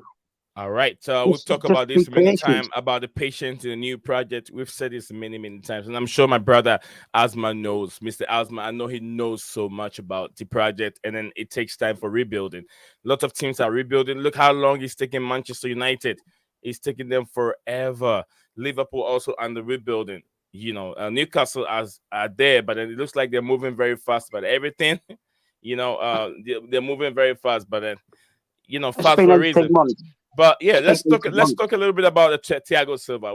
I know we talked about Thiago Silva 3 days ago, but then it looks like today, or I think that yesterday, we had another news regarding the Chelsea agreed to give him another year more on his to stay with Chelsea Football Club, which is we have a Chelsea are reportedly interested in agreeing a new contract with defender Thiago Silva. I think he deserves a new contract, isn't it? Steve, I mean Ryan. Oh, 100%. He's been one of your best, if not your best players during this kind of rocky, volatile period. He's a leader. He's just, a genius of a defender. The only regret is, he's come to the Premier League, he's come to Chelsea late in his career. If you'd managed to sign him, say, 5 to 7 years ago, Yeah. wow. It's just, yeah, he's just a brilliant defender. And he's important for like the development of some of the youngsters you've signed, like Bakayoko, for example. Mhm. It's important that Thiago Silva's there next season to mentor him, to teach him, and same goes for Fofana as well, Wesley Fofana. So yeah, really important that you tie him down to a contract extension, and who knows what can happen in the kind of medium to long term future. If he wants to get into coaching, does he want to stay with the club? In a coaching kind of role, or working with the academy. I think those opportunities will be there for him. I'm a Liverpool fan, obviously, but I don't think you can find anybody working in the club or players who would have a bad thing to say about Thiago Silva. Yeah. It's impossible. He's just a brilliant Fan guy. favorite. Consummate professional. Absolutely. Yeah, very, very professional. And then, his wife, very, very supportive with the wife also. This is coming from I Want to Love You. Said I'm not sure if you read that one. No. It says, Nee, if you are there, the camera is off. Yeah, I'm here. But if you see my mascot, that little logo over there, it means that I intentionally turn the camera off for a couple of minutes to attend to something. But if you And see, Nizan, I want to give a quick shout out to I123 Love You as well. I think they're doing a great job there. Really, really appreciate them. Yeah, there you go. I Want to Love You. You get a shout out from Ryan. Right, so big up to you, doing a very, very good job, and then letting us know what is going on with the stream, and then supporting the channel wherever you found yourself, and always the time that you give to this platform is very, very important, and we really appreciate everything that you do for us here. Thank you very much. I Want to Love You. Thiago Silva, this one says that Thiago is a perfect role model for all these young players. Immediately made Badishia look comfortable at the back. Congrats, Thiago.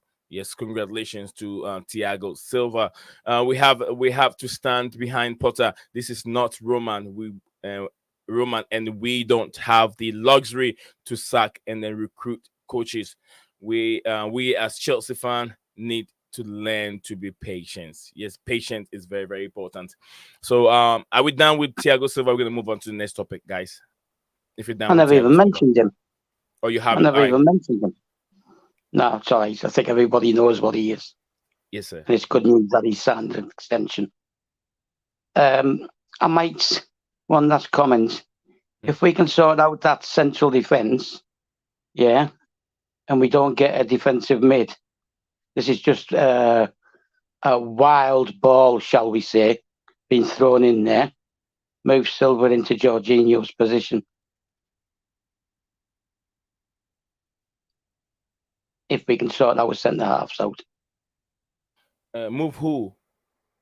Move Silva into Jorginho's position if we can't get a defensive mid. If Koulibaly could sort his life out, right? And because Silva's not going to play every game as centre half anyway, he's going to be on the bench occasionally. But he would do a much better job as a DM than Jorginho does.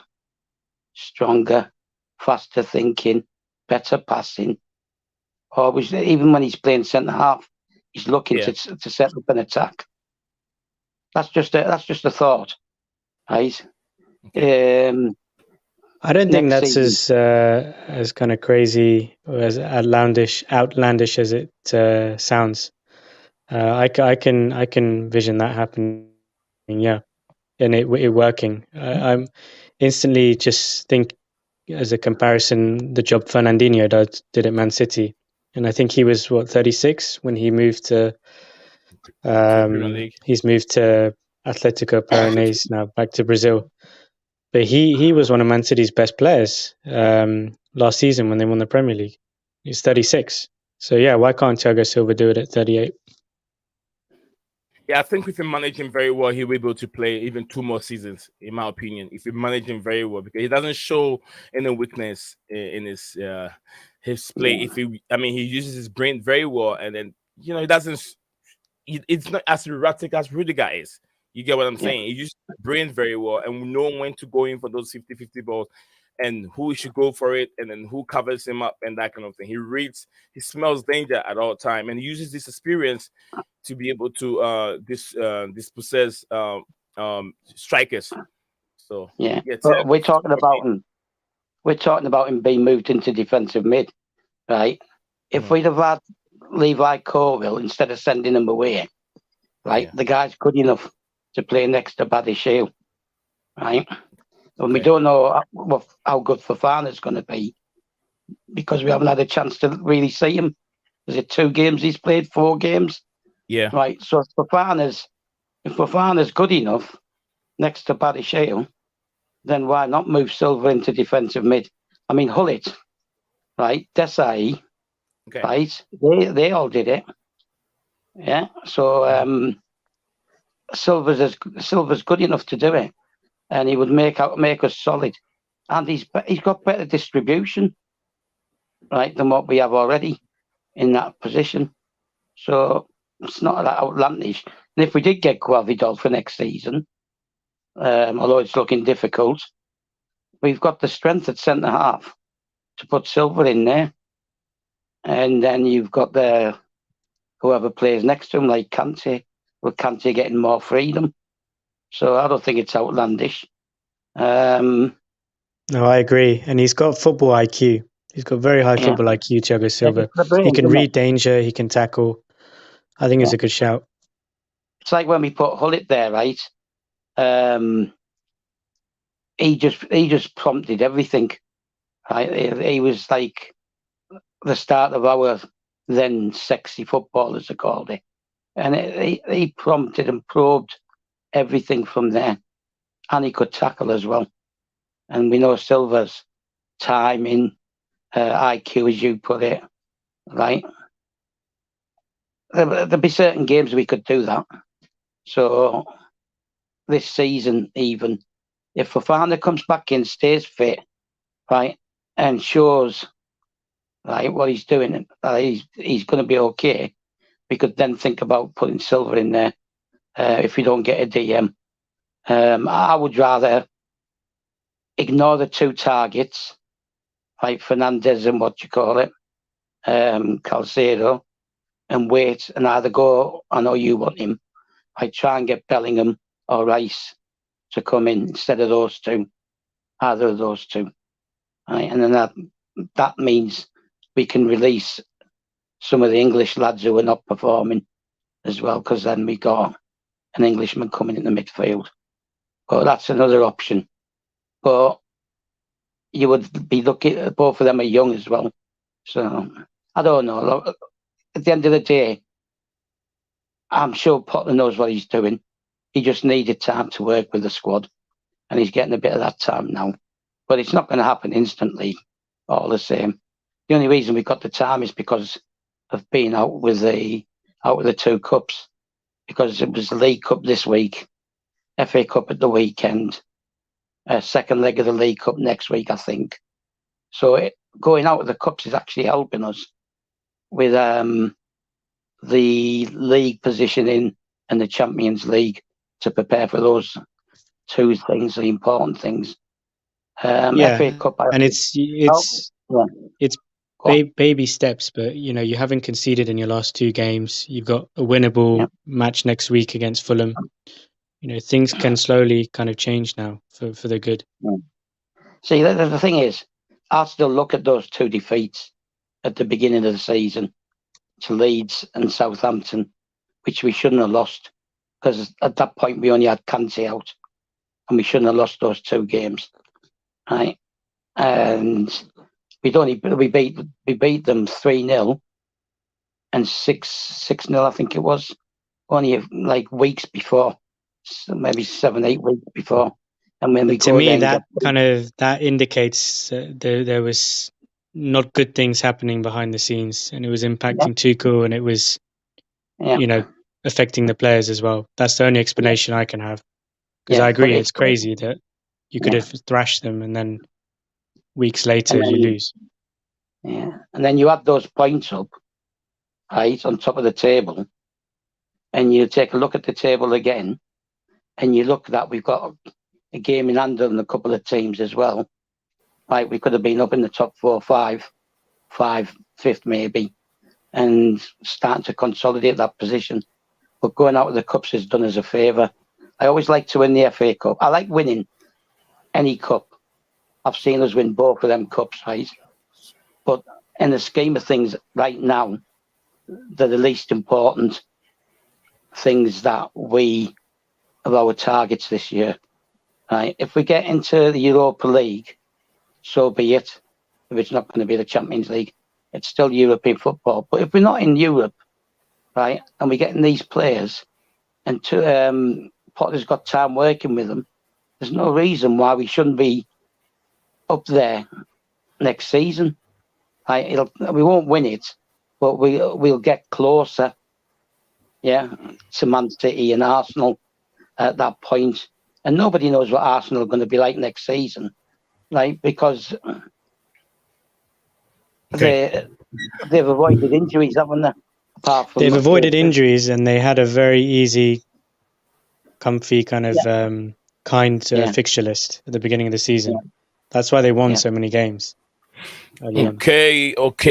Very much. We're gonna move on to the next topic. Thank you very much, Mr. Ryan and then Mr. Stavi. If Stavi, I really appreciate the two of you. I want to love you. So what she said, thank you, Ryan. I'm normally always at work while you live stream, so I do my best to jump on. Thank you very much. I123. It's always a pleasure. Will we buy any defense player in the summer? Silva getting old. Kaludu it's lost his form. Or I don't know. He still don't understand it. This league, Aspilicueta is also getting old. I understand what Mr. Asma is saying. I think in regards to the defense position, this guy right on the screen, it's another target that Chelsea are looking out for. And I'll read his news at this moment. I'll read it in a minute. I agree, staff. Good about. Thiago, very, very versatile and he can play as a DM, but our back line will be shaky. Big up to you, Matt, big up to you very much. It's been a long time. I hope you're doing very, very well. Yeah, in regards to defensive players that we're looking at, this guy, it's a news that broke out today, and then I just picked that up. And as it's been said that the agent of Genoa defender Rady Dragusin, I'm sure that's the name, Dragusin or Dragusin, has said that the top 5 clubs in England are watching his client. As per IC Football News, Chelsea are surely a club linked with that player. So I'm not sure what you guys are making of this news. As Chelsea still looking for a defensive player. He's a defensive midfielder. Sorry, it's a centre back. Sorry, not a defensive midfielder. A centre back, quite very tall, and also he has played. I think he's a Genoa. They call him Genoa. He's played 21 matches. He's a defender, so he hasn't scored any goals, but he's got 2 yellow cards and then 0 red card at this moment. He also played for Saint-Etienne also. Saint-Etienne, I think it's a French league, I'm sure. Sampdoria, probably. Saint-Etienne, maybe the Italian league, but then it sounds like a French team. He's played for Sampdoria. He's also played for Juventus. I think maybe their development team, and then also Juventus, the senior team. He played 1 game that was 2021 for the senior team. Yeah, he has quite a bit of experience. I'm not sure if you guys know much about this guy. And his price tag at this moment, his price tag from the transfer marketplace is just, I think, 3 million. If I should share, 3.5 million euros. That's his price tag, and he's a centre back player. We don't need to get centre backs. The only reason we need to get a centre back, right, is if we offload Koulibaly. Right, we've got centre backs for next season. Mm-hmm. Right, we've got the ones we got now. Got Levi Colwill. We saw how good he can be for Brighton before he got injured. Right, and Purdue can play a centre back. So why pay money unless the only way I'd spend money on a centre back is for Guavido. Right, yeah. Otherwise I wouldn't bother. Right, it's not an issue for us right now. The possibility is that because he's cheap, we may be looking at him as a cheap option to come in. But what does that say to people like Bashir Humphreys and the other young lads who play centre back? You have to show them trust as well. I'm not saying play them, right? But they have to have something to aim for. Otherwise, this whole long-term development thing falls down, doesn't it? Yeah. Right? We can't be bringing players in, and then the academy lads are looking at it and thinking, they obviously don't have no trust or they don't believe in us. I mean, we've already got the media saying Hutchinson's angry that he signed for Chelsea, right? He's not said that to anybody. He's 18. Right? He was never going to play for Arsenal. Right? He's not going to get games for Arsenal this season or next season. Right? So he's come to be educated, to be developed. Mm-hmm. Right? So why would he be getting angry? If he has to have patience as well. Just the same when we everyone needs patience. The thing with you mentioned Gabriel Solina, the goalkeeper, earlier on. He's 18, isn't he?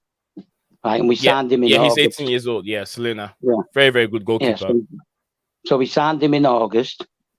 Right, he's allowed to go out on a loan one time, which he's done because we left him where he was.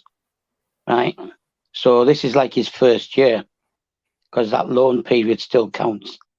You get him next season, right, and then he's been at the club as a training So the likelihood is that he can become a homegrown or go on to the B list after next season. So, but I see him as being the number 2. I would risk it now. Mendy wants to go, sell him, right, and make Slonina number 2. Simple as that. And we've just brought in 3 or 4 good young keepers. We have to show trust in them as well.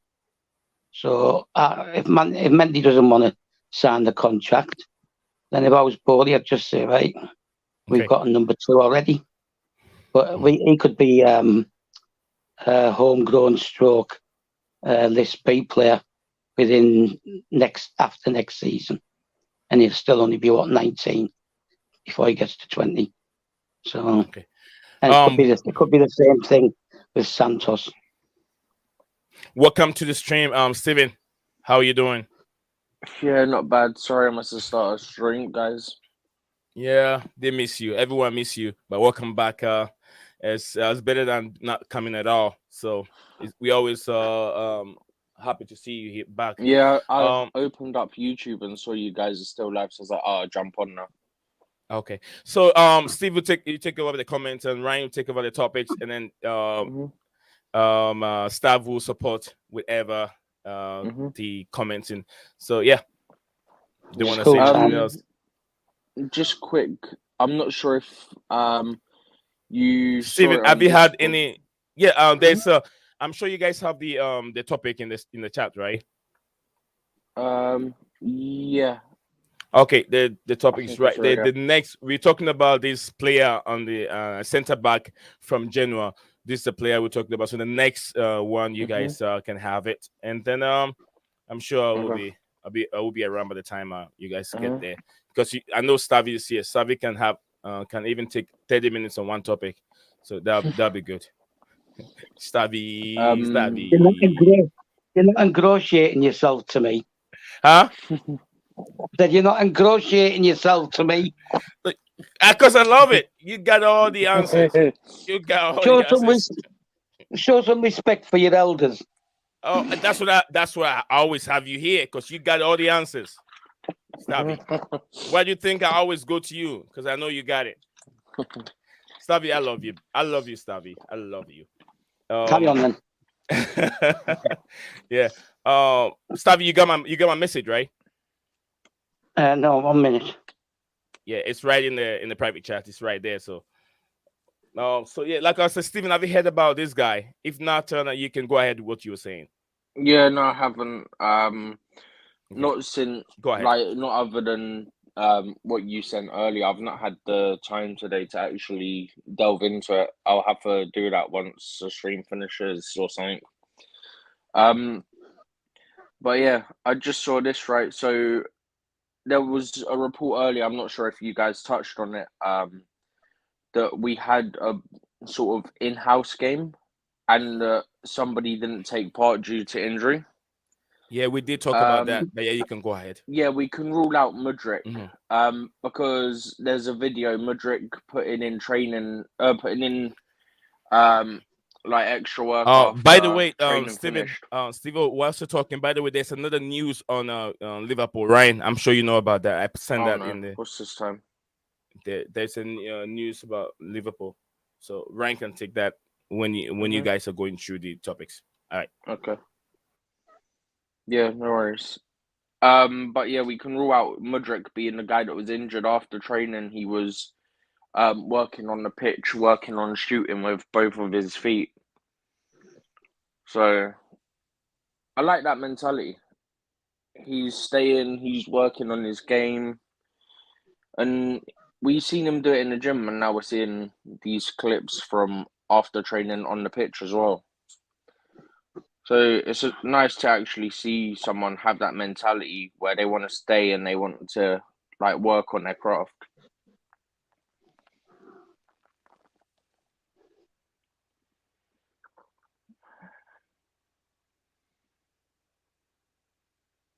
I'm just looking through topics, by the way. Where did you guys get up to?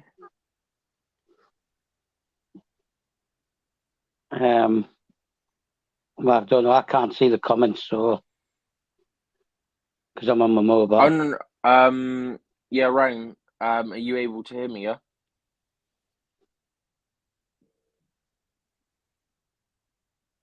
Just pick something off the I subject think list. Ryan's gone. Pick something off the subject list. He must have Yeah, no, sent it that's to what you I'm earlier reading. I on. was just wondering where you'd got up to. We got past Kepa, we went past Gusto, Silva, and Silva signing a new contract. Okay. So something after that. Okay. Did you guys touch on the Marcus Thuram thing? No. Okay. Because he's got Marcus Thuram down as an update as well.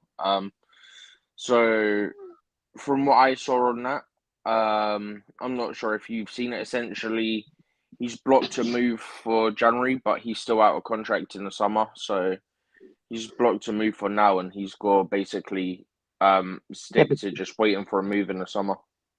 Yeah, because he wants signing on fee, doesn't he? He wants to get the whole fee. It means he'll get more because they don't have to pay the club. Yeah. He wants a signing on fee. Just like Rudiger did. Right, he just messed Chelsea he'll probably around. have more interest as well because obviously we were looking initially at doing a deal for now. Yeah, well, if he comes, he comes. You'll have more interest as well over the summer because more teams will be on you. Yeah. I'm not really bothered either way.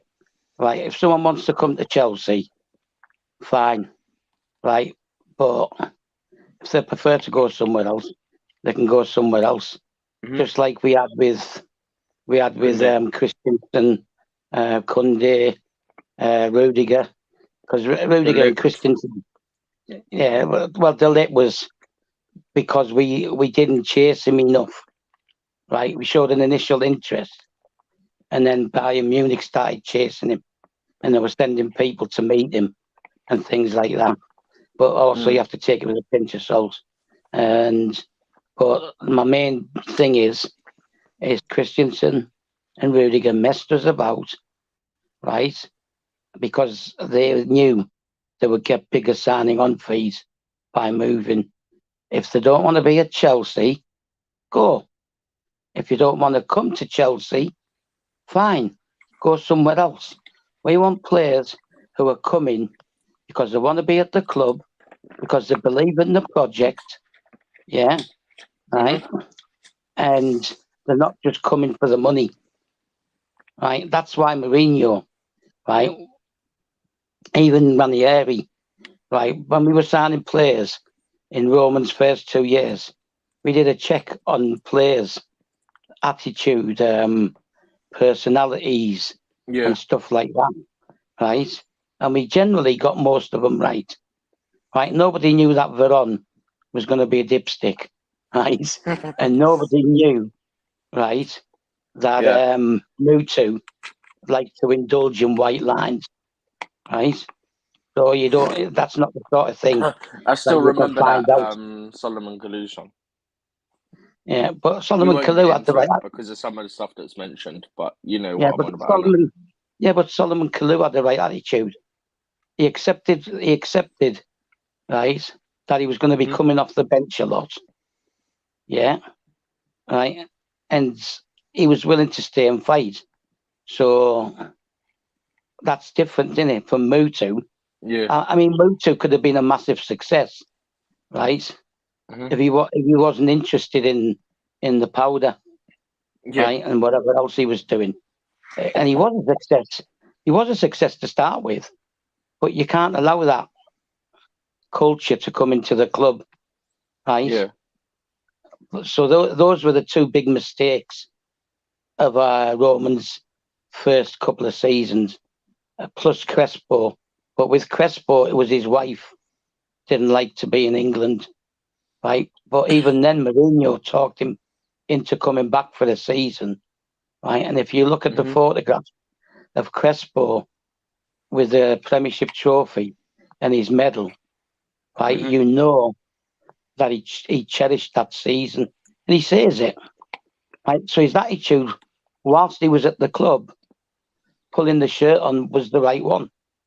Yeah. Right, and then he left because his wife didn't want to come to England. So fair play to him. He came in, he did what he had to do.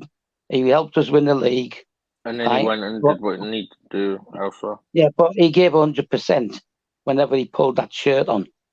Right? Yeah, and that's what you want, obviously. Yeah. And I can't say that of Veron, right? I don't think Veron. I think he wanted to get out almost as soon as he came, Veron. Yeah, right.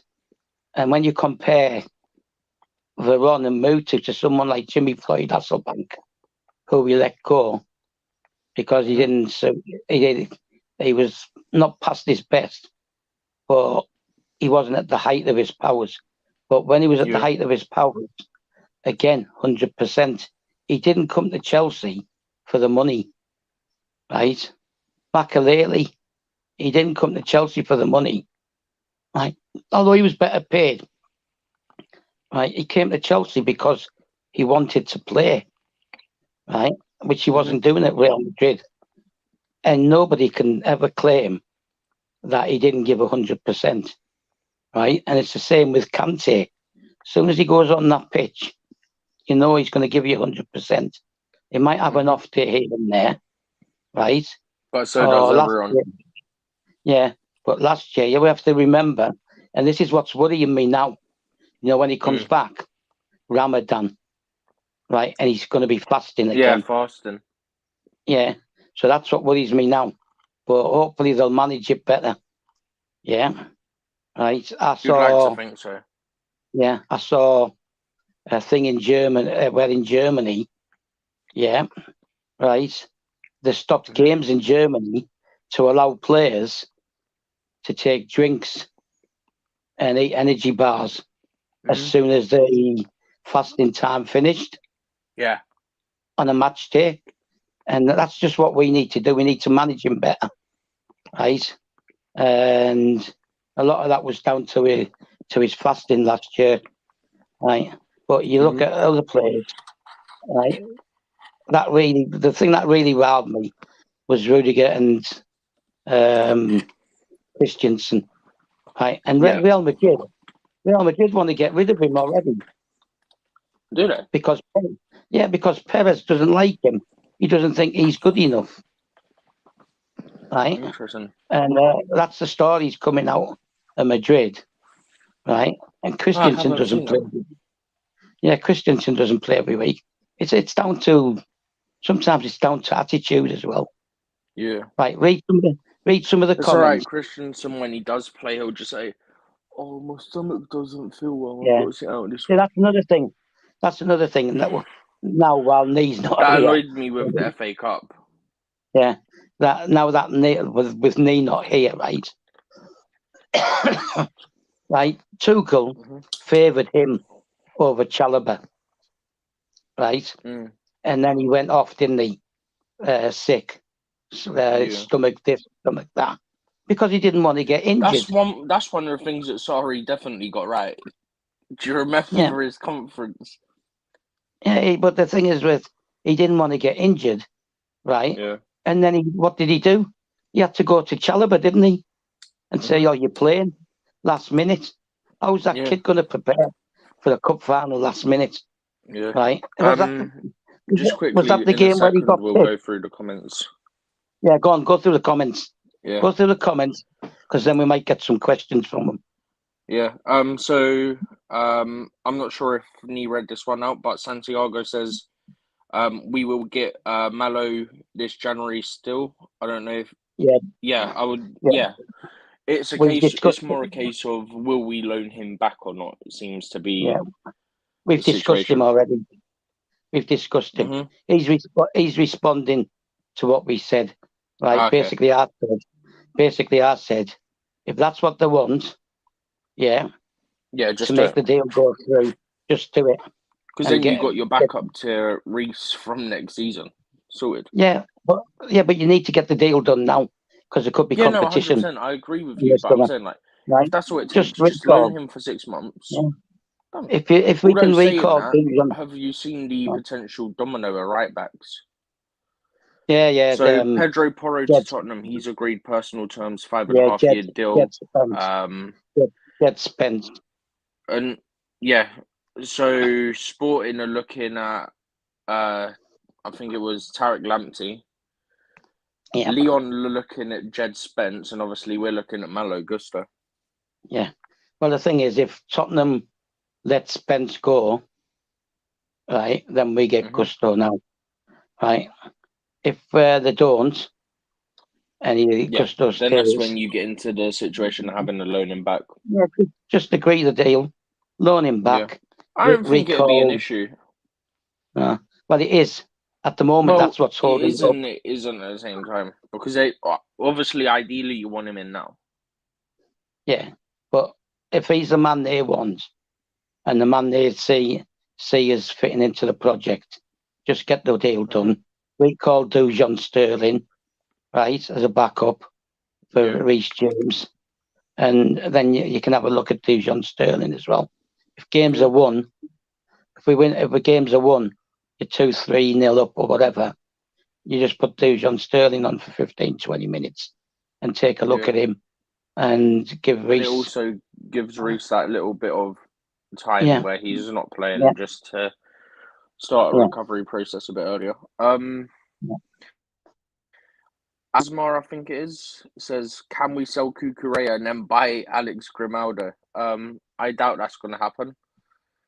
I mean, never rule anything out with the ownership, but I doubt that's going to happen. Cucurella, Potter said he's been going through personal stuff, so maybe that's had an effect, because obviously you're not going to be like there mentally, so he had tonsillitis as well. Don't forget he had tonsillitis. He had tonsillitis as well. He actually went into hospital. Oh, yeah, he was in hospital for a while and he lost quite a bit of weight, didn't he? Yeah, with tonsillitis, right? So at Liverpool, he had an excellent game.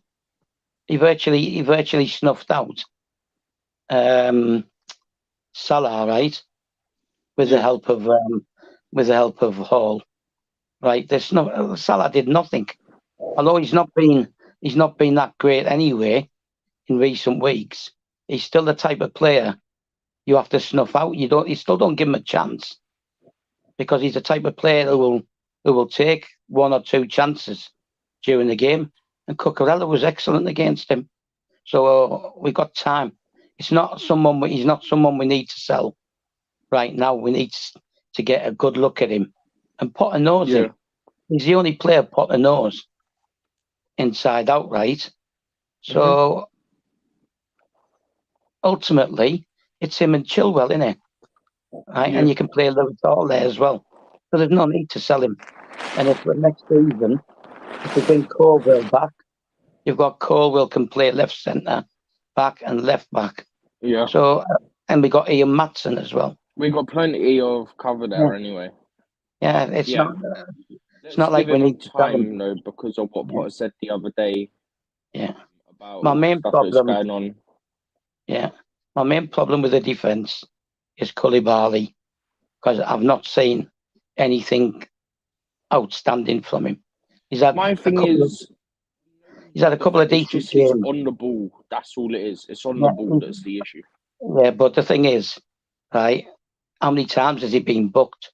He's been sent off and he's been booked, 3 times or whatever, in a very few games.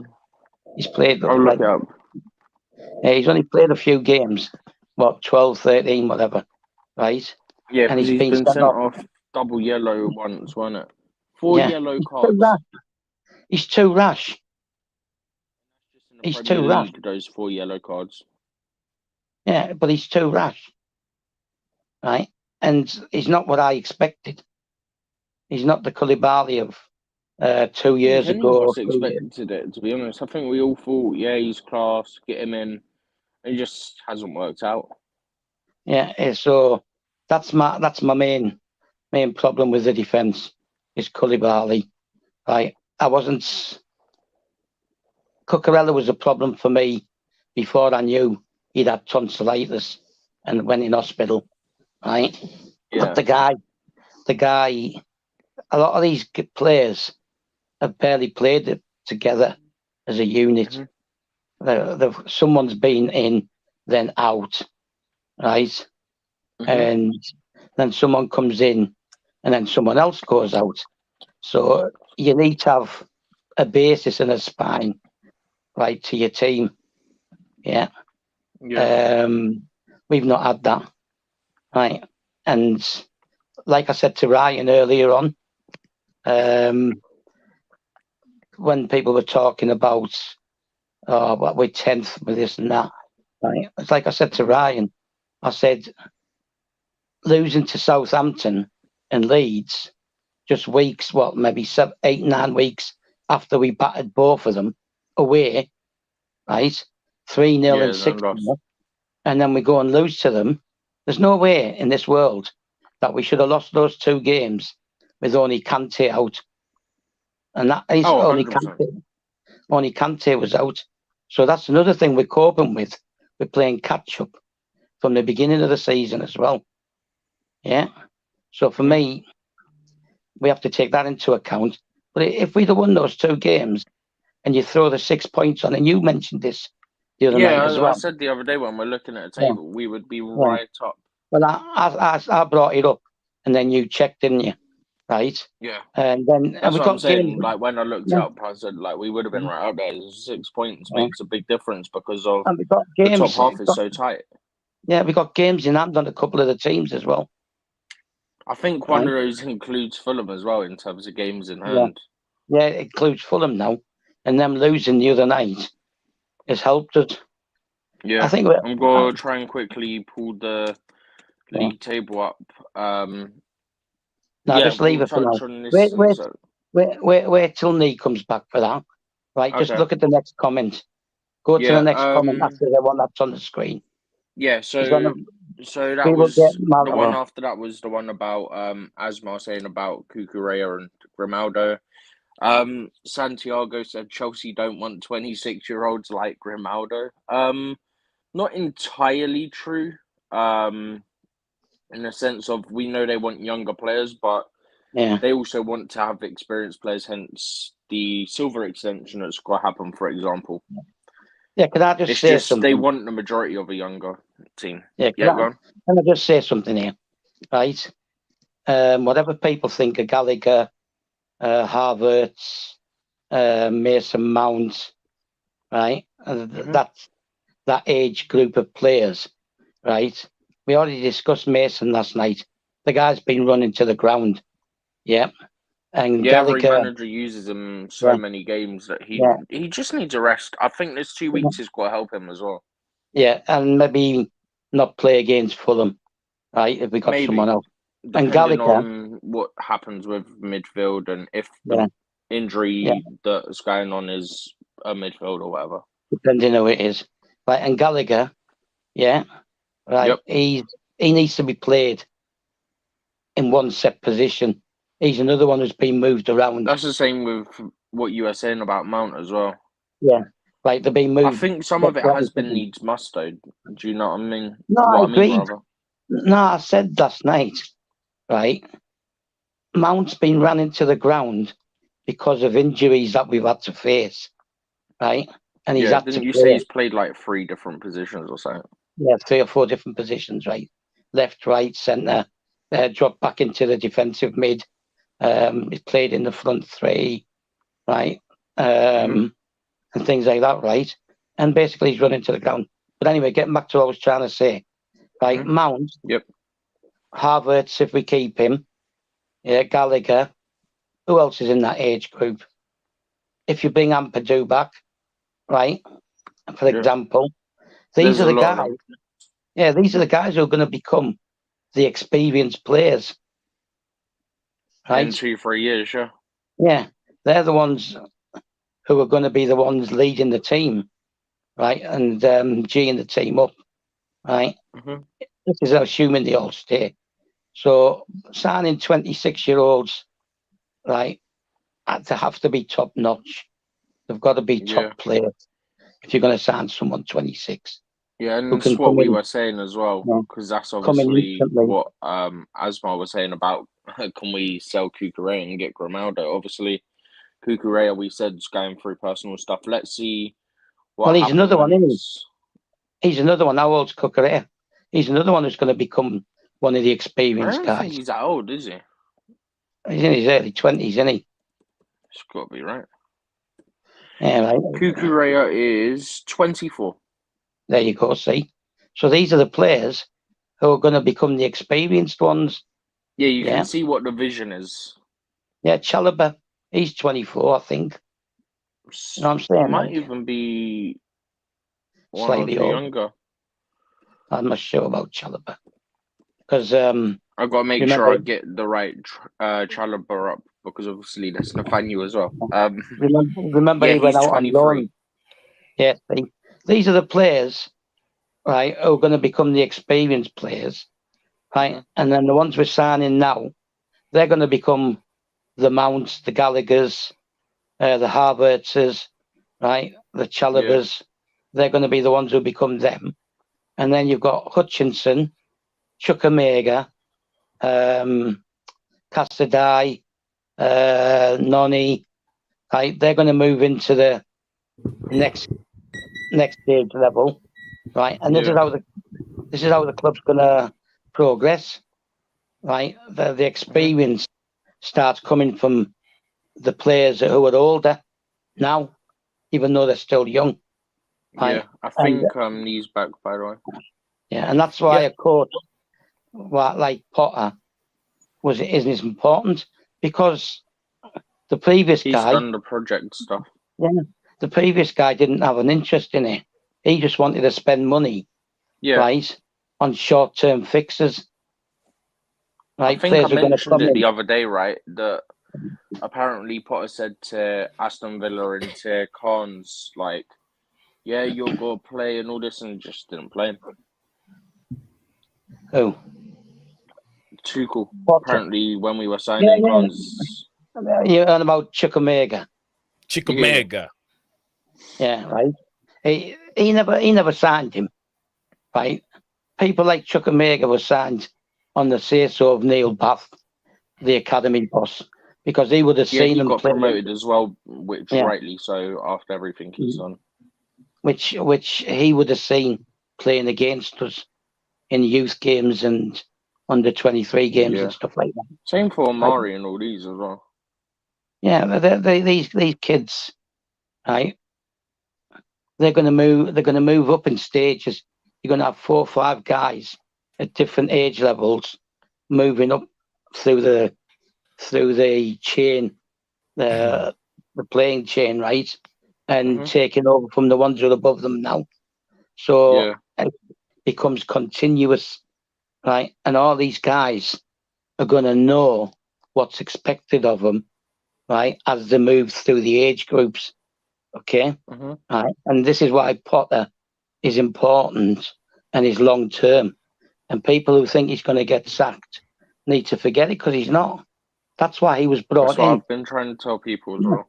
If we were going for the quick fix, they would have left Tuchel in charge, even right? with the issues. Yeah, and give him more money, right?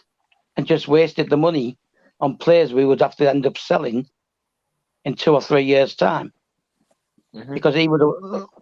How long's Koulibaly going to be at the club, even if he was a success? That was long. No, 2 or 3 years. All right. Thank you, guys. Yeah, just quickly, Nee. Yeah. We were getting up to Phantom's comment of Stav's right to sell Mendy, and is Stav Marsden, I think is what he says there. So we were right there. And then obviously Kim So says hello. So yeah, we were just sort of touching on like Grimaldo, Kukurea, briefly Malo, all this stuff, and then we got into the whole thing about the project of signing younger players and stuff. Gotcha. Okay. Thank you very much. You already read the message from Kim So, who said hello. Thank you very much, Kim the Big Soul. Yes, your boy is back. Kim, I'm back. Everyone, I'm back. I'm about to rock the airway again. Welcome back, guys. Blue Clouds Media needs Zion is back on the airwaves. Listen what we got for you guys. Lots of news have gone on from time we started streaming. We've talked a lot about I think Thiago Silva contract. We briefly touched on Thuram, by the way. You guys talk about Thuram. It looks like briefly, Thuram. Yeah, we did talk about Thuram earlier on. So right, staff, we did talk about Thuram. beginning, right? If I No, can we remember. didn't. No, we didn't. We did, remember, and someone even said, yeah, I think the best thing for Thuram is to wait so he can get more money for the summer. Remember, stuff. Yeah, we just said that now. Yeah, we did. We just said it now. We said No, that's what he that's yeah, what we he said wants. that. We said that before. Yeah, we said that before I left. So it means we touched on before even Steven came. I mean, you guys did talk about it again, so that's good. I mean, the viewers wants to know more about Lilian Thuram. Thuram deal will not go through because I mean we should be okay for now until Yeah, summer. he's blocked it for now anyway. Yeah, so that's good. That's good for the moment. Also, we did talk about let's finish with this, then we'll come over to Anthony. We did talk about the Anthony Gordon situation. No one cares about Anthony Gordon in this moment. Unless you're a Newcastle fan, I guess. Yeah, we'll talk a little bit. Deserted. We'll talk about Duncan Ferguson. But that will be later on when we're done with these topics that we have here. Ryan, did you talk about your guy? Mr. Ryan, did you talk about He your got guy? booted. I got booed. I don't know what happened, man. Damn, man. I just suddenly got kicked out. And yeah, I couldn't go back in. But so what yeah, do you thanks have- for adding me back. Yeah, what do you have for us in regard to the guy linked to Liverpool? Evan Ndicka. Yeah, Evan Ndicka. Gone again. Yeah, What I do you know was about- gonna say, is it just me that he's like I can't hear or I can't Right, hear can him you hear either. me? No, I can't hear Ryan. Ryan, are you talking? It's out of space. Ryan is out of space. Ryan no. will get back when they come back to F. We'll hear from him. Whilst we're waiting for Ryan to give us the update on Liverpool news, let's see what we have here at this moment. We still got a lot to wrap up with. A lot to Marcus Rashford, guys. Marcus Rashford. I've heard Ten Hag statement and interview in regards to Marcus Rashford. But this is what Ten Hag has to say. Ten Hag is confident Marcus Rashford will renew. I think he understands Man United is his football club. That's first. And this is what I want to say in regards to Ten Hag.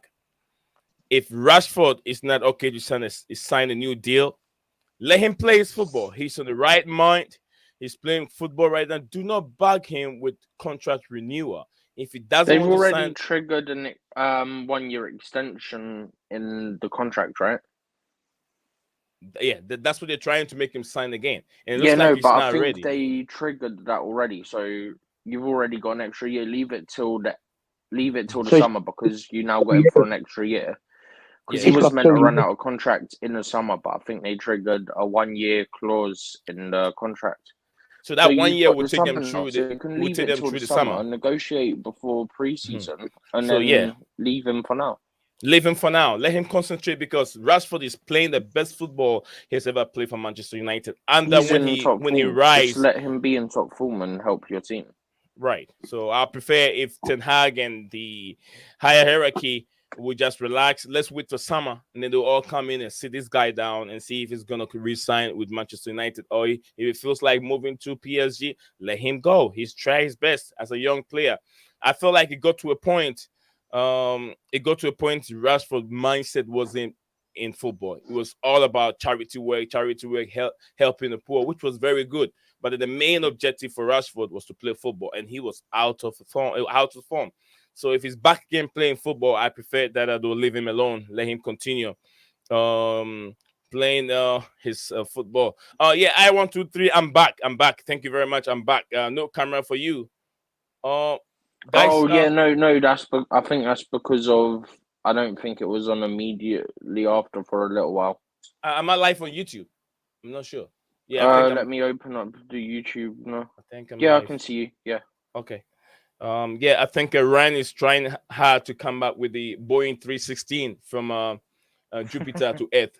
Ryan, did you get a flight working? Boeing 316. Yeah, man. Can you hear me? Yeah, we can hear you now. Live Yeah, and clear. so, I think man, the satellite is Yes, working I've now. got some buggy connection. I'm sorry. Oh, don't worry. I can see you. You're getting close to, I think, Pluto. Yeah, getting close to Earth. Okay. What do you what do you just got quickly, for us? So I've just looked on YouTube. I see that there's 44 votes on your poll, but there's only 34 likes. Yeah, that's weird. I don't know what's happening. I don't know if it's YouTube bugging out or some people have just hopped in and out. I mean, sometimes YouTube doesn't give you the right numbers over here. I figured something out. Right after the stream ends, it will tell you the number of views, and then it will tell you the number of people that have voted, the right number. Sometimes I don't try and pay close attention to it anymore because it sometimes like upsets you. If you don't want to get upset, do not watch it.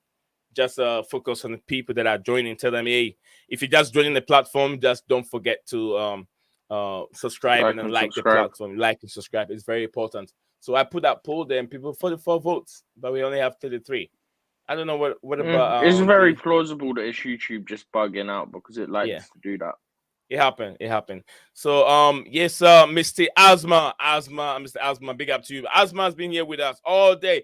I need Asma one more day for Asma, and he will be a mod on this platform. I'm rewarding mods since last week till this week. I'm just rewarding people that are really returning of this platform to be a mod on this platform. Guys, I didn't say good because tomorrow I have an exam. I want to sleep early. Bye. Have a good day. Have a good night. Love you all. We love you too, Mr. Asman. We love you. We love you, brother. We love you. So take care of yourself. We'll see you again tomorrow, brother. If you have any news, come over and share with us, and we are always willing to take new breaking news. Need your camera yourself, okay? I want to. I think I'll fix it. So what's this next? Rashford. We're talking about Rashford, guys. Nazan, I can quickly just say my piece just on Liverpool, if you want. Yeah, I don't know how long my connection will last, but so this young midfielder Bajcetic, who's made some appearances this season. He's played for Liverpool 10 times. He's only 18 years old. He's Spanish. We signed him from Celta Vigo a couple of years ago. He signed a long-term contract. What's the name again so I can show the screen? Stefan Bajcetic. Okay. All right. He's a young Spanish midfielder, so he signed a long-term contract. The ginger guy. Ginger? Not ginger. I think he has just normal black or brown hair. I swear he had like a ginger player. I thought it was him. But he's lanky. He's skinny, but he's very competent in the midfield. He's obviously impressed Klopp. Yeah, he played in the Wolves FA Cup replay. So he signed a kind of long-term contract with the club, which is, I guess, positive. He's performed well in the appearances he's made this season, and the club is investing in him, and vice versa. And in terms of our midfield hunt, does it play for Inter? Who? No, the one Steven is Ryan is talking about. Does it play for? No, Inter? He's Liverpool. No, Liverpool. Stefan Bajcetic, talking about Liverpool. or however you pronounce it. They got him Liverpool from Stefan. Okay, I got him here. I got the name here. I was trying to figure it out. In terms of the hunt for the midfielders, Bellingham is still our top target. I saw some quotes from a tier 1 Liverpool journalist saying that deal. FSG will be spending big this summer and backing Klopp to sign a midfielder. But I think we are now no longer in the race for Caicedo, but we still are pursuing Nunes from Wolves. I don't know if another Nunes. You guys like Nunes? I'm not tired of the name. Yeah, Nunes I find it pretty remarkable because this guy he signed for Wolves like in the summer, didn't he? He's only been at Wolves for like half a season already. Matheus Nunes, yeah. Matheus Nunes, yeah. He signed for quite big money, like 45 million. Too. So it's incredible that he could be off so quickly. And I wanted to quickly mention, I don't know if I think Nazan, you mentioned Slanina. You and Stav was talking about Slanina. Amazing. He played he featured against Serbia in the US. Oh, he made a great save. He made 6 saves apparently in the game. He was probably like the US's man of the match. He made one really good one. Didn't see you. I think he saved it with his feet or something, and then he had to sort of claw it back away from the line as well. And then I think, Stephen, you mentioned about what's this guy Santos, the Andre DM Santos. Andre Santos, who's doing really well in this South America under 20 He's like a championship. He DM scored and 3 he's goals scored 3 in goals 3 in games. 3 games. It's insane. Yeah. Santos, yeah, amazing player. We have. I He's look at 18, him. I look he's at his captain statistics, in the and I was like, under-20s of Brazil. Chelsea got lots of future talents. Future talent. When I look at Modric, I see Hazard and I see Gary Bale, 2 players together. When I look at Modric, the speed, the height, the way he moves around with his left and right foot, unbelievable. Chelsea got a lot of talent. Liverpool, aren't you guys scared? What Chelsea's doing, madness. Aren't you guys scared Liverpool next need season? to go for a rebuild as well, especially their We midfield. do, yeah. But you get a feeling it's not going to be a quick process with Liverpool and FSG. Everton also have been put for sale, guys. Yeah, FSG Yeah, that's not what going to put money. I remember putting that in the comments the other day because we were talking about how Lampard had been sacked and that, and then it literally came out, Everton up for sale for 500 million. So what? The Americans are showing interest. The Americans are showing interest Of course already. they are, man.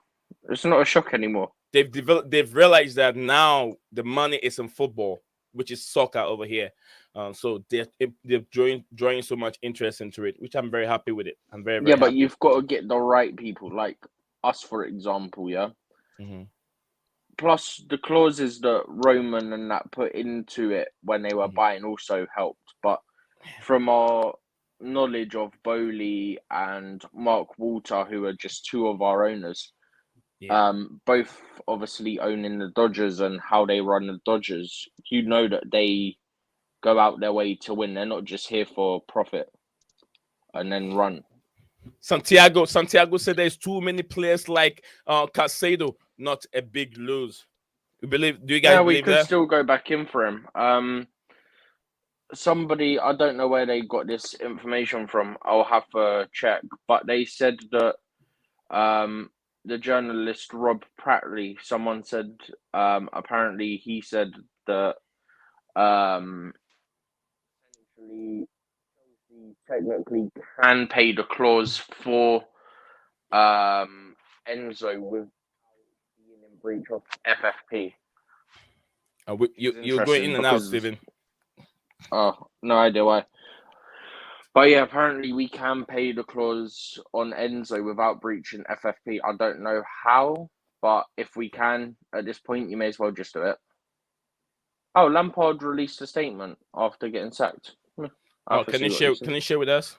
I've only just seen Sky Sports. They've got the breaking news bit at the bottom. It just says, coming into Everton last year, I knew we were in a tough moment, and I will always be proud of the incredible work and support from everyone involved. You got to bear with me because it's scrolled in text. Okay. Involved to keep the team in the Premier League last season. I'm going to see if I can find the full thing because there's got to be more than that. Whilst you're looking for that, Stavi, I'm going to ask Stavi to come on the floor. Stavi, what you got for us, sir? I haven't got anything for you. I'm here to answer questions. Stavi. Listen, okay, Stavi. Yeah. I've been in my sick bed all day. I'm not feeling well. Oh. Like the fact that I'm on here is as surprising to me as it might be to others. I don't know what's the matter with me, but anyway. I know what you're going through, Stavi. I know what you're going through. I don't care about Lampard. Couldn't care less. Right? Lampard is about himself. Right? Yeah. He's proud of the work he did, based on the bit that Stephen rang out, on the work that he did, keeping them up. Kept them up by the skin of their teeth in the last day. He does say a bit further on. Goals. He does say a bit further on, sort of like ending it with, hang on, because all of a sudden it's given me the thing about, do you want to allow all this rubbish? Yeah, he does end it with, I'm disappointed that we couldn't achieve more together and wish all the players and everyone the very best. But yeah, it is what it is. Okay. So guys, we're gonna move. Oh, Stavi, you're still talking, right? Oh, yeah. No. I don't care. Look, he's not going to make a good coach. He should stick to I'll get him in TV. as a director for Chelsea, though. No, I don't want him. Listen, why did he get sacked from Chelsea?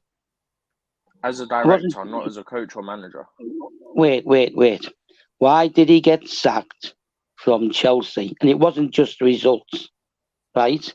He fell out with the players. Yeah? Right? So what makes you think, as a director of football, he would be any different? He'll fall out with the players again, right? And it's the same reason the last director of football departed, because he didn't get on with certain players. He made some bad choices. Look, he's not a coach. He's not not the right person for management. If you want somebody to come in as a director of football, you've already got someone at the club, right? Which is John Terry. Miles better, right? He's shown when he was at Aston Villa that players respect him, right? And he didn't fall out with any players at Aston Villa, right? So, but John Terry is now training, taking courses to become a club boss. And that means club, not team boss.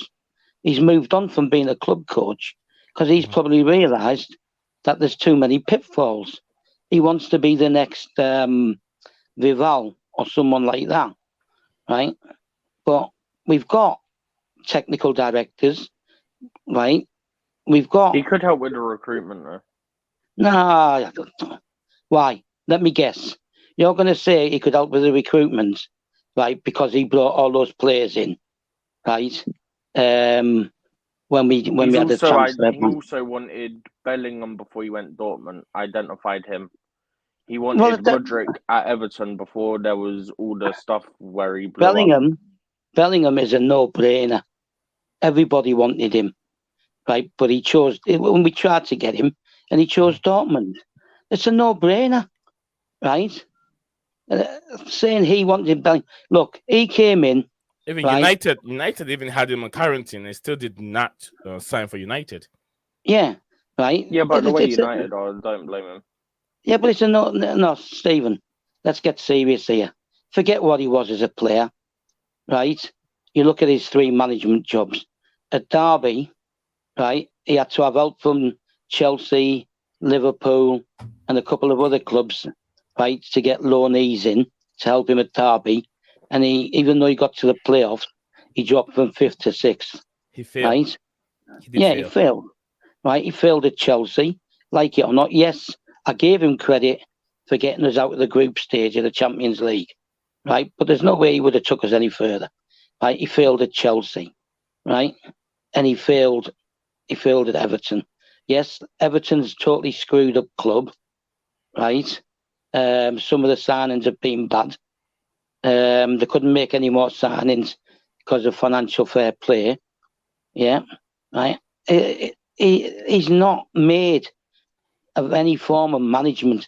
People just keep looking at him, right, as the player.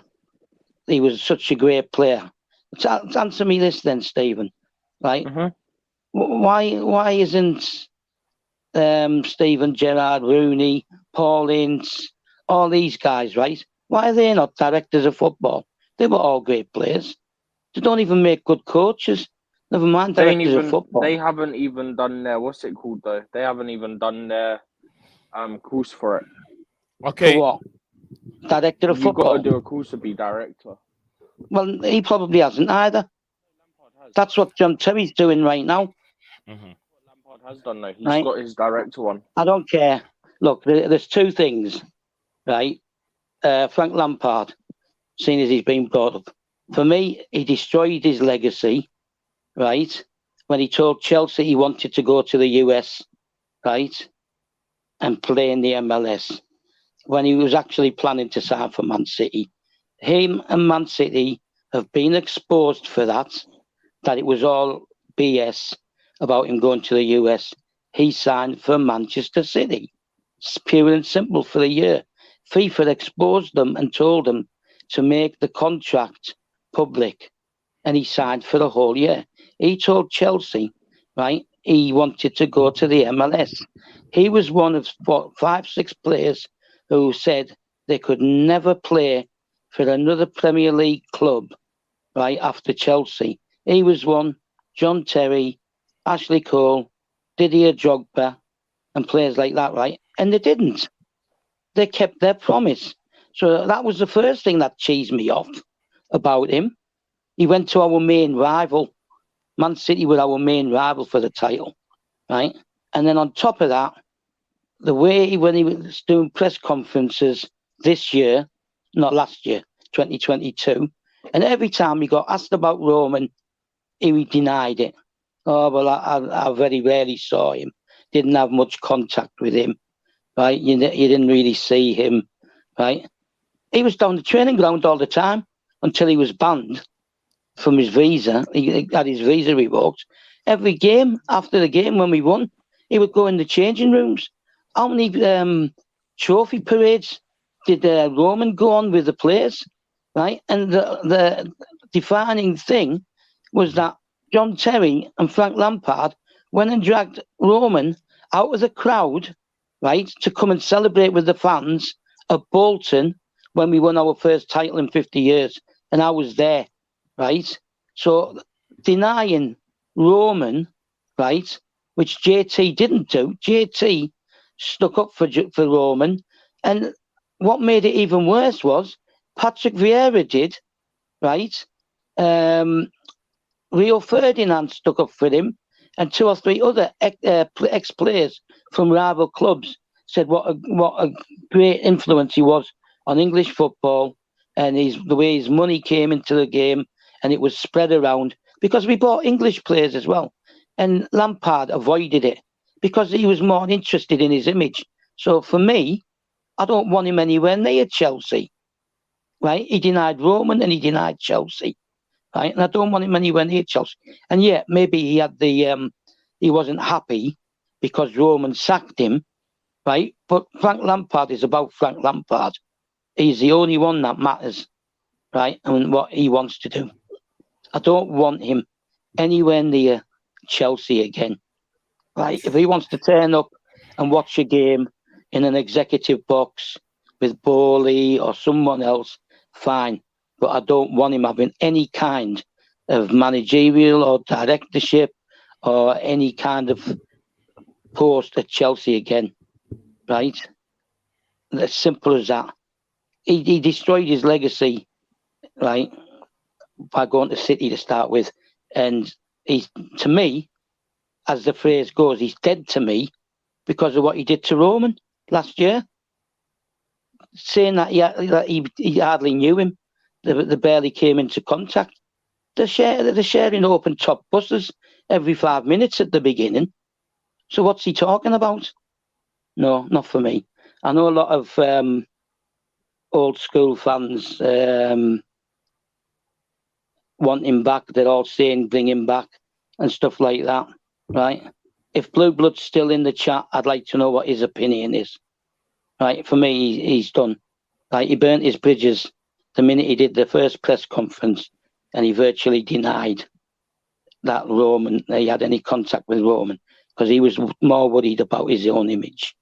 Right, Todd Bowley would not be at Chelsea now if it wasn't for Roman. We wouldn't have had Mourinho, Ancelotti, Conte, even Tuchel if it wasn't for Roman. We wouldn't have had Hazard or any of those great players we've had if it wasn't for Roman. And for Lampard to deny him, not good enough for me. Not good enough. That's just my opinion. Not good enough for me. So if you're there, Blue Blood, as a fellow long-term supporter, if you're still there, I want your opinion in the live chat. All right, not good enough for me. Not good. He's done. He's burned his bridges. If you're there, Blue Blood, as a fellow long-time Chelsea supporter, let me know your opinion. Said Staff, he heard you. I hope he will put an answer for you. But guys, one last thing to wrap up this stream.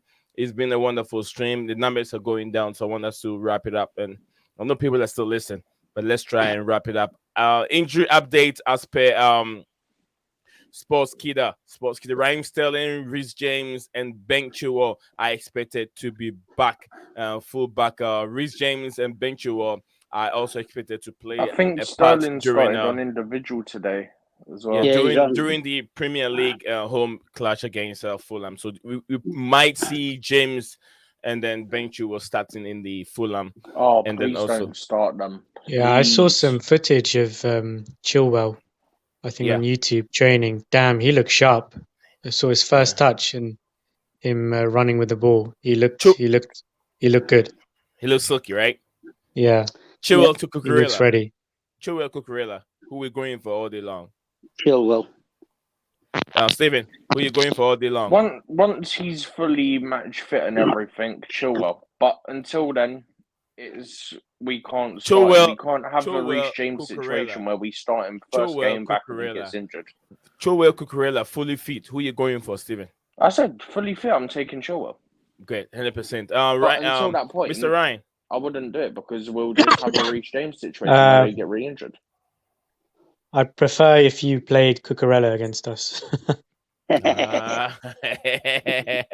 put it that way. So it means you go for Chilwell all day long if you're a Chelsea fan. To be fair, you say that, but Chilwell was good against you lot. Cucurella was good against you lot. Cucurella was the man of the match, pretty much man of the match against you by some of the fans.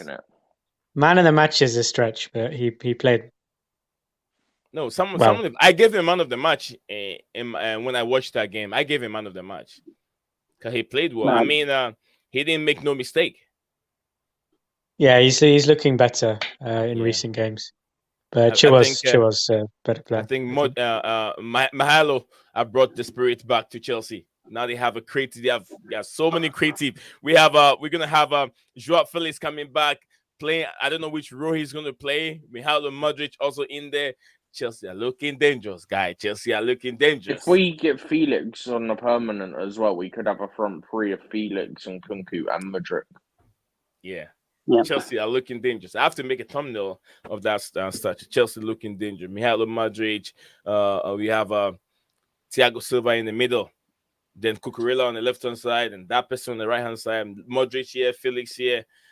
Maybe I put Lukaku on the right-hand side. It's like, damn. the bench is going to look rather good as well. Yeah. The bench also amazing. In response, Fofana, we have Santos, all these players there. I'm not sure we're going to see Detro Fofana this season. We'll wait and see. Right. Yeah. In response to Phantom's comment, right, about whether John Terry would make a good coach. As I said earlier on, looks like he's not there. He's not there. It's not. No, he's not. It's not what he's interested in. He's interested in becoming a club boss, like Vival, technical directors, and things like that. He's taken a course for that. No, I'm saying this in regards to Blue Blood. I'm sure he's not listening at this moment. That's why he will reply. Usually he will reply right away. Right. Well. Anyway. So that's not what John Terry's aim is. He stated it himself on his Twitter account that he's taken a course to be a club boss, which would explain why he and a couple of the ex-Chelsea women's players and that are trying to get part of the consortium, because that's what their aim is.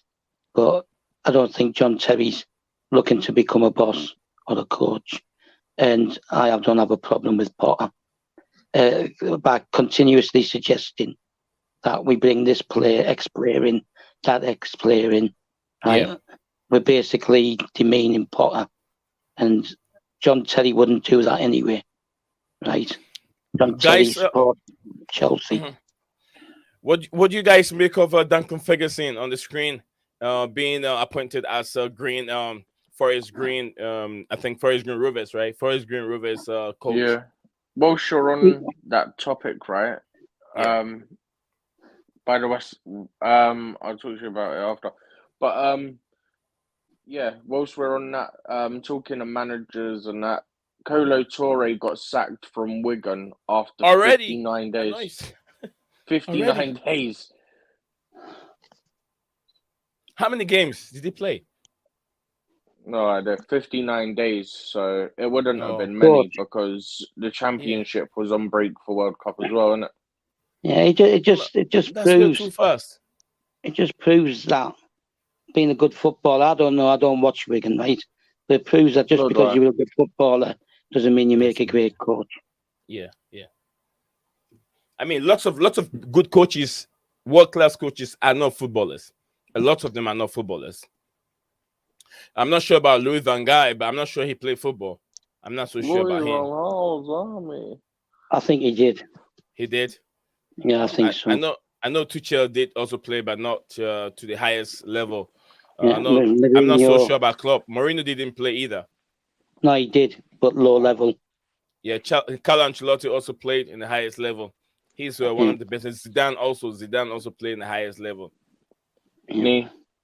Yes, sir. How is this for a fact, right? So I've just seen this. Kolo Touré was sacked after losing to Luton. He's the fourth manager this season to be sacked after playing Luton. The whole manager got sacked after playing Luton and losing 2-0. West Brom had Steve Bruce. He got sacked after a 0-0. Dean Smith and Norwich got sacked after losing 2-1. Now Kolo Touré got sacked after losing 2-0 with Wigan. Oh boy. I'm sure they have a ruthless manager. I'm sure they have a very ruthless manager. 10 days in charge, longer than Liz Trusted in charge of the UK. Ruthless. This is what Americans would do. 9 games, by the way. 3 draws, 6 defeats. Oh, that's very bad, Stephen. He didn't win a game. Nah. 3 draws, 6 defeats. His highest was a draw. 3 games. Home and away and everything.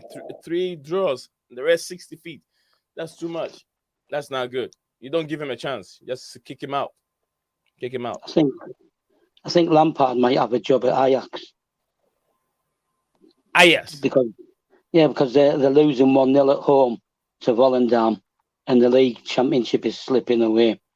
I would use some of that money that they got for the 8-9 players they sold and get Ziyech back if I was them, and a couple of other players,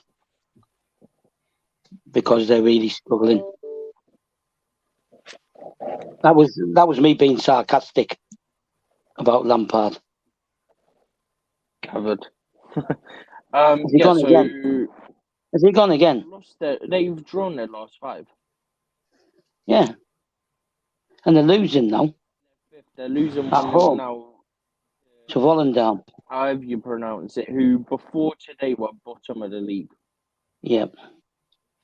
All right, guys. So we got 20 of us watching the stream. If you're just joining us, please do us a favor to like the video and also share the video on any platform that you find yourself. We're almost about to wrap up, but the stream ring the bell. Higher and higher. Ring the bell, guys. Ring the bell. We've been here for quite a long time. So you get the notifications when we're on. When we're on, 22 of us watching. Guys, stay tuned. Blue Clouds Media is giving you the best you can. We also keep uploading and see if we can get more information to share with you guys. At this moment, we've touched bases on everything. We touched bases on Anthony Gordon, misses 3 days in training. Also, we did talk about FFP, how they're trying to do to Chelsea. They're restricting Chelsea off a trade. They're trying to restrict Chelsea off a trade by FFP. And then Duncan Ferguson has to be appointed as a Forest Green manager. That's what we also talk about. Thiago Silva contract extension. We did talk about that also. So we've been talking here in the past 3 hours. We talk about Malo Gutso update, Marcus Thuram update, Anthony, and another club behind Ruben Loftus-Cheek, which Crystal Palace is one of them. We talk about Hakim Ziyech update.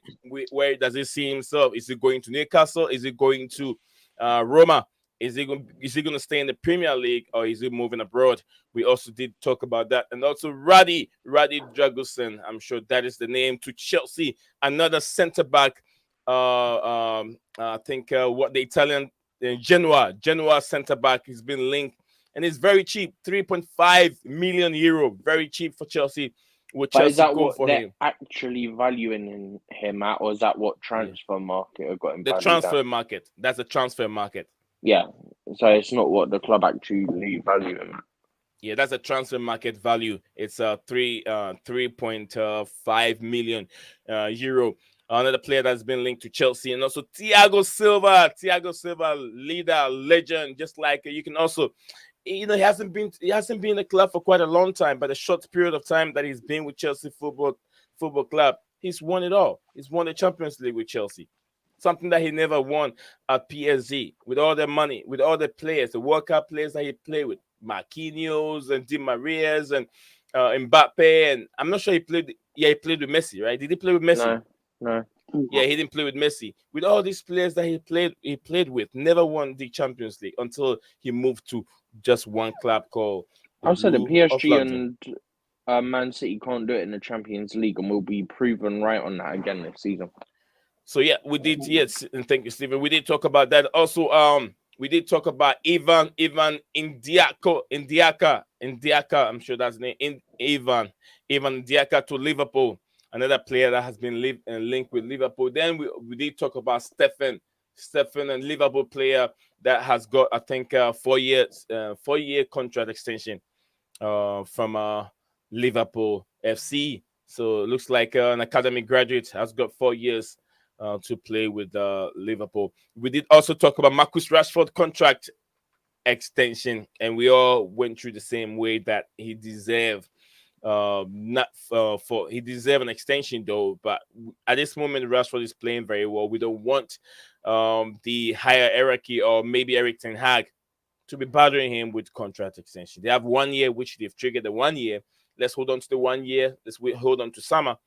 Then we can sit Rashford down and say, hey, this is a new terms. We can give you 600 million a week or 600,000 a week if you're ready to sign. Then they can talk contract terms over there. Stuff. No. Yes, sir. It'll be the so-called hierarchy. Won't be Ten Hag. Ten Hag's probably said to them that he wants him tied down because he really wants him to stay, but he's not the one who's doing the contract things. But speak for yourself.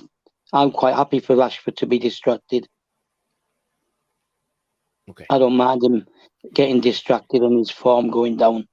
I don't care about Man United. Stavi, I know you don't care, but remember, our platform is all about football, not just Chelsea. If any Man United fan, so right, I get disappointed when you say you don't care. I don't care because I know you don't care. I want us to have a chance of catching them, and if that means he goes off form, so be it. Do you think Manchester United fans? Listen, Stav, let me tell you. Let me ask you this. So are you telling me if you do care now, would that make Manchester United win the Premier League? I never said that. I said I didn't say you said. I'm just being hypothetical. I'm just asking that question. I know you don't care, and I know you. Even if you care, it won't change anything, will it? Listen. Right? There's no Man United fan. Right, who's sitting at home now, even one's listening to this program. Stuff, you're still not getting what I'm saying. We're having a sports discussion here on the platform. So any topic that we have, we should have answer. We should have a talk about it. If you say you don't care, I'm giving a Chelsea point of view because I know Man United fan. No, put your Chelsea point of view down and let's discuss a Rashford situation. Let's pick up the Man United point of view then, shall we? If that's what you want to do. No, right? I want you to be neutral in this aspect. Can't be neutral. Can't be neutral to the direct rival. If he was in a different league, I can be neutral. There's no Man United fan sitting at home saying, I hope Mudryk is a success and he's going to be a great player. Or a lot of fans have said, Ryan here is a Liverpool fan. He said Mudryk would be a monster in the Premier League. Yeah, but inside, as a Liverpool fan, right, he won't be wanting him to be the monster. No. Right? He's giving you an opinion. That's what I want from you, an opinion from you. Don't be biased, just give an opinion. My opinion is he's playing the best football of his life, and anything that slows him down is fine by me. What do you want me to say? I don't want you to say you don't care. I don't care. If it slows him down and his goals slow down, right, I'm happy with it. Same thing if Haaland stops scoring. I don't care about the other clubs. I care about what we can achieve, right? And there's no Man United fan right? I guarantee you, or Liverpool fan, or any other fan from another club that hopes we succeed with all these signings. But I'm trying to They all tell you, the want us to. platform is not made for Chelsea alone. We have But other I'm a topics that Chelsea we fan. did talk about. I know Yeah, you're a but I'm Chelsea a fan, but Chelsea you're fan. you're a panelist. You're a panelist. So when the question comes and I ask you, I expect you to give me your opinion on the player. But if you say you don't care, I gave you you're an not opinion giving on fair the analysis. player. I said he's playing the best football of his life. Okay. Right? Then why do you give me a good opinion? Then you destroy the whole thing by you don't care. Because I don't care. I don't want him to be playing the best football of his life. Okay. I don't All right. want to go Stop out it. on the pitch. You know what I don't want to hear? Don't say that. What? Don't say you What? don't care. Okay. Just give me your Well, what's honest the point? opinion. Honest Right, what's the opinion on point? the player. What's the point of me being on the platform? Or you can pass it on. You can pass it on. Yeah, I can pass it on. Right? Yeah. I can guarantee you now. Yeah. Right? When I go on social media, Yeah. right, I see Chelsea fans, right, destroying our own players, right? And they don't care about destroying their own players.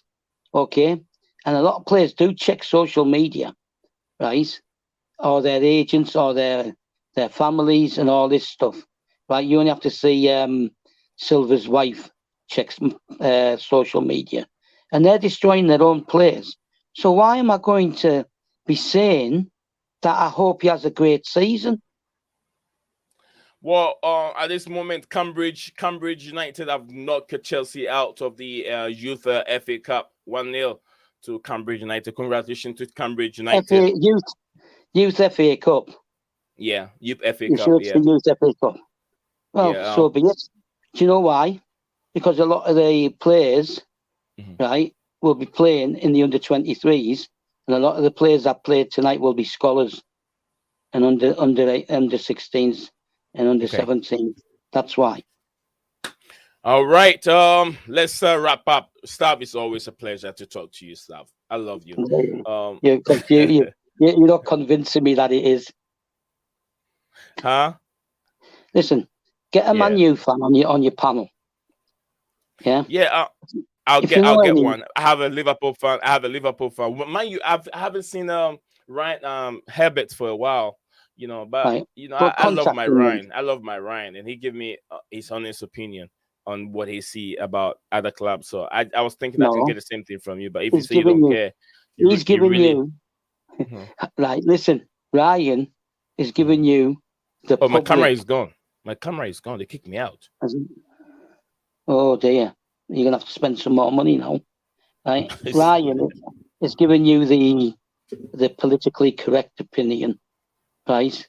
That doesn't mean that he actually wants our players to be a roaring success. There's millions of supporters out there from rival clubs who want us to fall on our face. Right? So I'm not gonna join them. You're back. Yeah, thank you. Thank you, everybody. We got 13 of us. Let's wrap up. People are tired of listening. Mr. Manela, how you doing? It says blue is equal to Everton. I don't want this Phantom said I don't want them rush back. Wait until after Fulham game, and we can bring them in maybe in the second half. I want Lampard to take over his original team, West Ham. No one will give Lampard the West Ham job. No West Ham person will give Lampard that job. He was a Fulham player, and then he moved from Fulham to Chelsea. No, he was West Ham. Sorry, West Ham. He was a West Ham player until he moved from West Ham to Chelsea. What did he do for Fulham? And why will Fulham go ahead and give the job to? Everton go ahead and give a job to Lampard. They wouldn't do that. You mean West Ham? Yeah, I think West Ham. Yeah, you mean West Ham. It's been a long day, guys. It's been a long day. 3 hours, 12 minutes of streaming.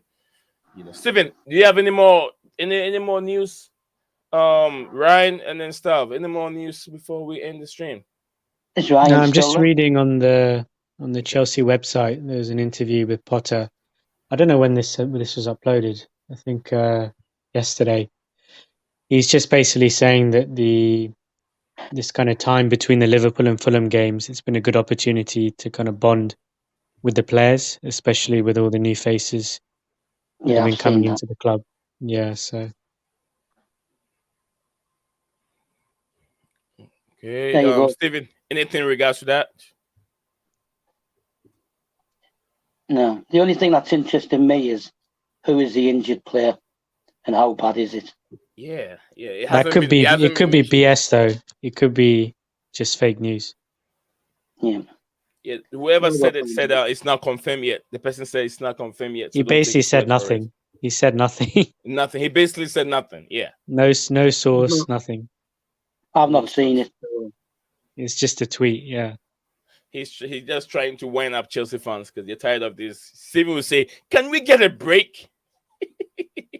Steven, there you go. See, we'll have plans for you. can you get a break, Steven? Steven, anything in regards to what Ryan said? We're wrapping up, Steven. I think he's gone.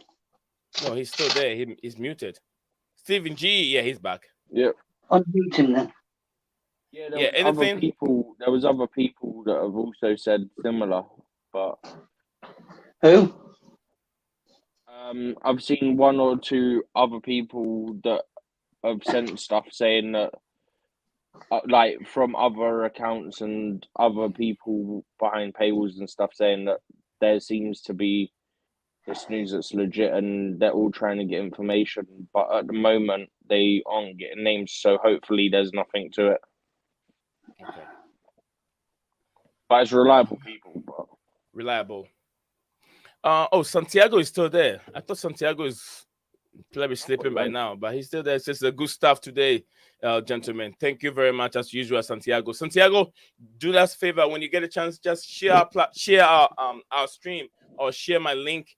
If you see share my links on your social media platform so we can get more Chelsea fans joining this community. Community keep growing all the time, but it's not stable. We have to keep it stable. At least almost about 100 people live streaming when we go live, so we can keep growing. Santiago, I believe you. I believe you can do it.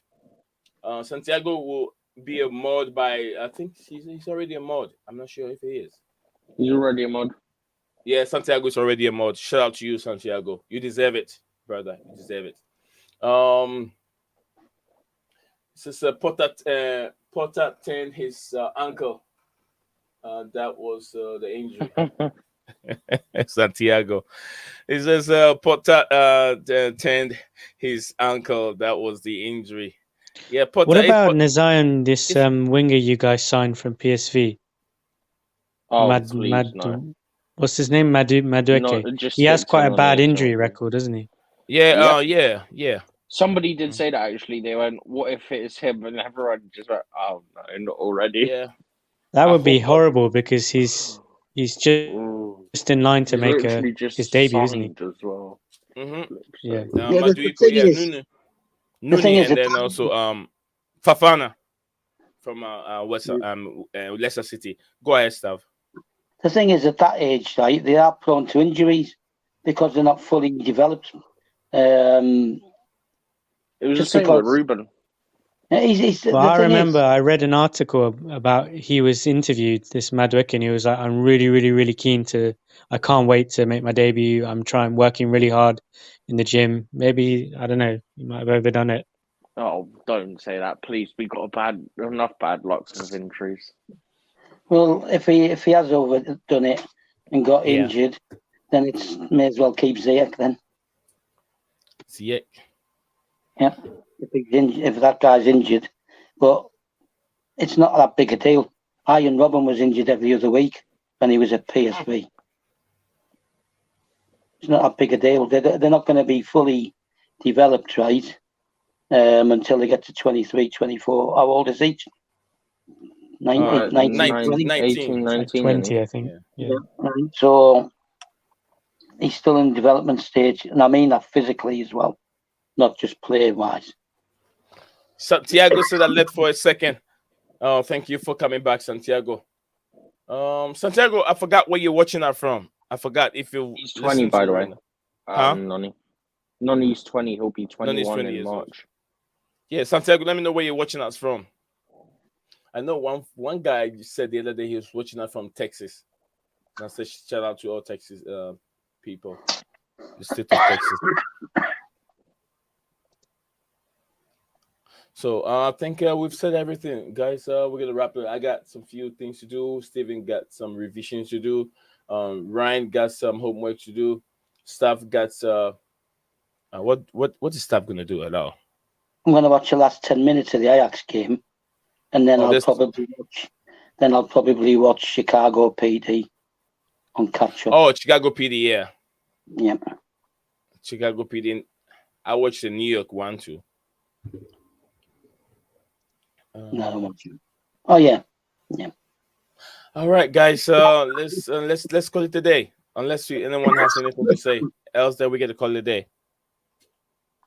Yeah. That's pretty mad what Steven said about Colo Touré. I was just looking. He didn't win a single game. Poor guy. Yeah, I was. He's been Steven sacked. just said He he didn't win a draws single 6. game. He draws 7. I think 7, and then he lost 7. 6. He drew 3 and lost 6. Jeez, that is bad. Good luck getting a job people after that. No, he won't. That's just the opportunity he had he blew it off. I mean, you work with Brendan Rodgers. Why are you running away? Rodgers himself hasn't found his foot. He's been disastrous for Leicester City, and you just move away going for a championship job. I think it's easy. I think it's that easy. Jeez. Well, that goes back to what I said about Lampard as well. Oh no, right? no, Players. not again. No, that's what it is. Being a player doesn't guarantee being a good coach. Okay. Simple as that. Yeah. You're gone again. Yeah, it's true. It's true. Stop. Right, Hey, anyway. Go ahead. It's Say good the same night, thing. good night, Ryan. Good night, Stephen. Stop. Good night, Go ahead. Ian. Go ahead with what you're saying. Go ahead. See ya, man. I said it already. Oh, okay. It doesn't make you a good. Being a good player doesn't make you a good coach. Gerrard only won the league because he was at Rangers, one of the only 2 teams who fight for the title. Yeah. You know, the Scottish League is always easy then. Nobody It's takes literally it. Celtic and Rangers every year without fail. Phantom of Mini topic. Does anyone know Sugar Ray Leonard?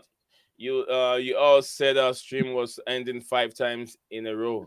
We know. We know. Yeah, we know Sugar Ray Leonard. I know SugarRay Leonard because I'm a boxing fan. One of the finest boxers that ever lived. Finest ever. If you want Sugar Ray Leonard versus Hagler, if you want to know the best fights you can ever watch, Sugar Ray Leonard versus Hagler. Hagler the Beast, and Sugar Ray Leonard. What a wonderful fight it was. You know, Phantom, if you don't know, I'm a boxer myself. Yeah, I've boxed many times. I've seen many stars. I bleed, broken nose. My nose never break because of my background. And then, having that big nose and also an African nose is way different.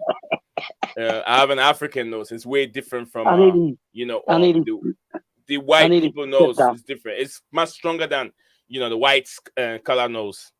So that's the only difference between the black nose and then the white nose. Yeah, our nose. Wasn't there another one? What was his name? Robinson. Yeah. Sugar Ray Robinson. Yeah, he's also Sugar one of Robinson. the best, isn't he? You got Sugar Ray Robinson, yeah. And Sugar Sugar Ray Leonard. Yeah. Notice I said one of the finest. I didn't say the finest. Oh, okay. Hey, okay, I'm gonna ask you guys a question. It's off football. Whoever can give me this answer, that person, I owe that person $200. $200. Get on with it then. Go on then, get on with it. Who can tell me the finest boxer, the best boxer that can brag, that can talk ever in the history of boxing? Muhammad Ali. You're wrong. It's subjective as well, though. It's subjective, isn't it? Yeah. You could argue Floyd Mayweather Jr., right? 50-0. You're wrong. Yeah, but he didn't lose. He talks BS. I'm not talking about. Yeah, but he also ducked fights as well. Look, did he say? Hang on. Did he say didn't get beat? No, I didn't say that. Forget about the record. Forget about the record. Rocky Marciano and all those people. Forget about the record. But I don't care. The boxer that has the best bragging right, also very strong, who was undefeatable for a long time, who is arguably recognized in world boxing than any other person? Logan Paul. Logan Paul. Oh, MMA. Talk about MMA. No one have that idea. No one. So no one can take my $20. Because nobody agrees with you. I told you the answer. Subjective. I told you already. No one knows. No one's going to agree with you. Right? You're gonna say like Mike Tyson or something? No, not even Mike Tyson. Mike Tyson doesn't even come there. Mike Tyson. Everyone was scared of him. Wait, I figured it out. He's going to say himself. No, me. Not me. Larry Holmes. Oh, not Larry Holmes. Larry Holmes was beaten up by Mike Tyson. Larry Holmes beat Mike Tyson. I tell you who. What about Lennox Lewis? Oh, Lennox Lewis is a baby. He's not even counted when it comes to those ranks. Lennox Lewis is not there. Phantom said You're not Rocky going to tell Marciano. us. Keep trying. You're not going to tell us the Gypsy King. Oh, hell no. He's not. Even I don't even rate him. I don't even rate the Gypsy King. I don't rate him at all as one of the finest boxers. In his era, I would say in the Gypsy King's era, there hasn't been any finest boxer you can even compare to. During the days of Mike Tyson, Muhammad Ali, during the days of those people, they were strong. The Spence was there in the days of Mike Tyson. Even it would be very difficult for even the Gypsy King to beat Spence out. Even Evander Holyfield. Look at those people that Tyson fought. Tell me the finest boxer that the Gypsy King has even really, stand in front of him to fight. So basically, can someone tell me? Well, I thought you just said Evander Holyfield. Holyfield? Yeah, Gypsy cannot fight Evander Holyfield in his prime. Gypsy King cannot fight him in his prime. Hang on, since we all agree it's subjective, we can all say ourselves. Nobody wants your $20. Just tell us. No, not $20. It's $20. You said 20. No, I said $20. $200. Well, you could just say no to anything we say. We're doing very well, DJ Sav. I have a question for you. We have a question. Who haven't you said? You Nizan Pacquiao. Not Pacquiao. Pacquiao's not No. even counting. I'll say also said Rocky Marciano. Not Rocky Marciano. Not Rocky Marciano. No, Manny Pacquiao. It's not any of these current boxers that you can think of. What is he said? You're talking back in the day. Yes. Joe Louis? Not Joe Louis. Joe Louis is not. He's out. All right. Any more? Just as Phantom typed it. No one knows it. Anyone know? DJ Sav, do you know? I think Joe we Louis. all agree though. It's subjective. Therefore, we can all say ourselves. That if you go to boxing, they'll tell you that if you talk about a boxer that can brag, that everybody's scared of. I'll tell you what. Big, tall, strong. Do it tomorrow. Yeah. Do it tomorrow. Right, do a survey. Right? Do a survey, right? Ask that question and give if I give you guys a day, you go make too much research and you come up with an answer. But I've cancelled research. I'll just put their opinion. Yeah, I've cancelled all the names that you guys brought up. But I have the best. I have the one I'm talking about. You guys go make a research on him. You make a research and then come and tell me. You tell me he's way better than Muhammad Ali. Just tell us. Santiago way better than Muhammad Ali. Better than Muhammad Ali. Wait, yes. What? Yes. What are you smoking? He said that Ali was the fastest heavyweight ever. Ray Robinson was great in You're not talking about that guy who did the kitchen grill. What was his name? Foreman. No, not Joe Foreman. He's not even there in different weight division. Okay, this is the answer. Slavi, you're right. This is the answer. I meant Pacquiao was the champion in 9 different weight division. And Pacquiao doesn't brag. Remember, I said bragging right. He has a bragging right, the biggest bragging right ever. Everyone was scared of him. And then when I mean scared of him, all the journalists, the white folks, everywhere, he was a black dude. Black dude, though. The name is... Are you guys ready? Get on with it. The name is Jack Johnson. Jack Jackson. Go and find him out. No one else. You even have to have 2 goes at his name. Mm-hmm. You said Johnson, then you said Jackson. Then you went back to Johnson again. Not Johnson, it's Jack Johnson. Nizan, he lost 14 fights in his career. I just looked it up. Did you stop? When? Did you stop at a bar when you went to pick the boys up and get a 6-pack to drink when you got home? Stop. What are you talking about, Stephen? Because you have to be on something. Brian, come out with that who one. are you talking about? Who you just said? Jack Johnson. Jack Johnson. I just looked him up. He lost 14 fights. What does it look like? Can you share me the screen? Share the screen to me. Share me. Jack Johnson, the first black man to win the heavyweight title. Yeah. Yeah. I mean, I respect that, but he lost 14 fights. Remember what I told you. It's not about the number of wins. But if you go to the black folks and they're talking about boxing, no one else come before him. Unless those that don't know him, those that don't know much about Jack Johnson, they'll say maybe Muhammad Ali. But he brags, he did more than he. Look at the time that he was fighting. There's so many things behind that I can't say on this platform. No rules. He fought 30 and still lost 14 times. I said there was probably no rules then, was there? Was there any Queensberry rules then? You're talking about beginning of boxing where they were not even wearing those gloves as they're wearing now. It was a different. They were standing like that. They used to stand this way. They're not standing like that. They fighting dirty. Not dirty. They were fighting. The way they fight was different. But then outside the boxing, he was a way different person. You guys can search him out.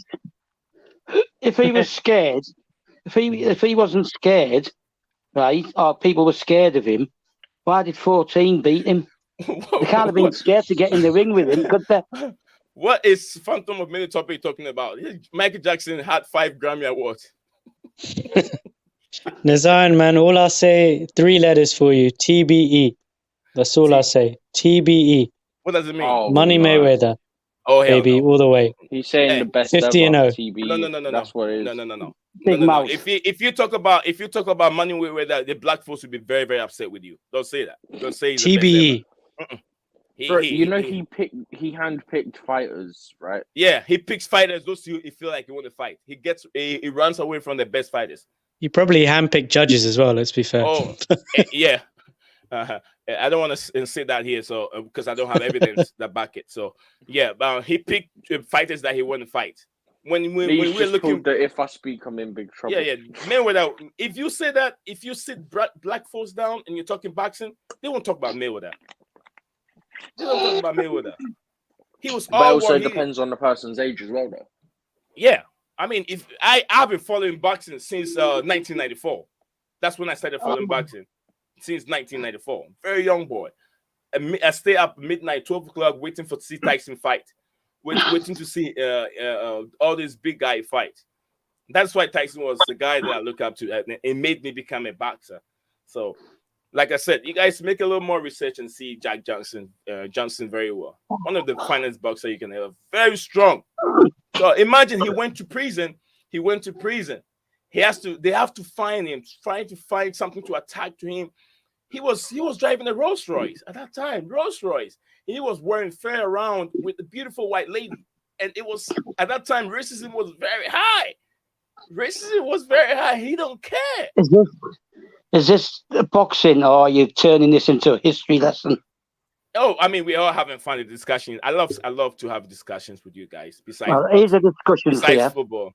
Because I'm very lucky to have 2 sporting background, and myself I've run 100 meters, I've gone 200 meters, I've boxed before.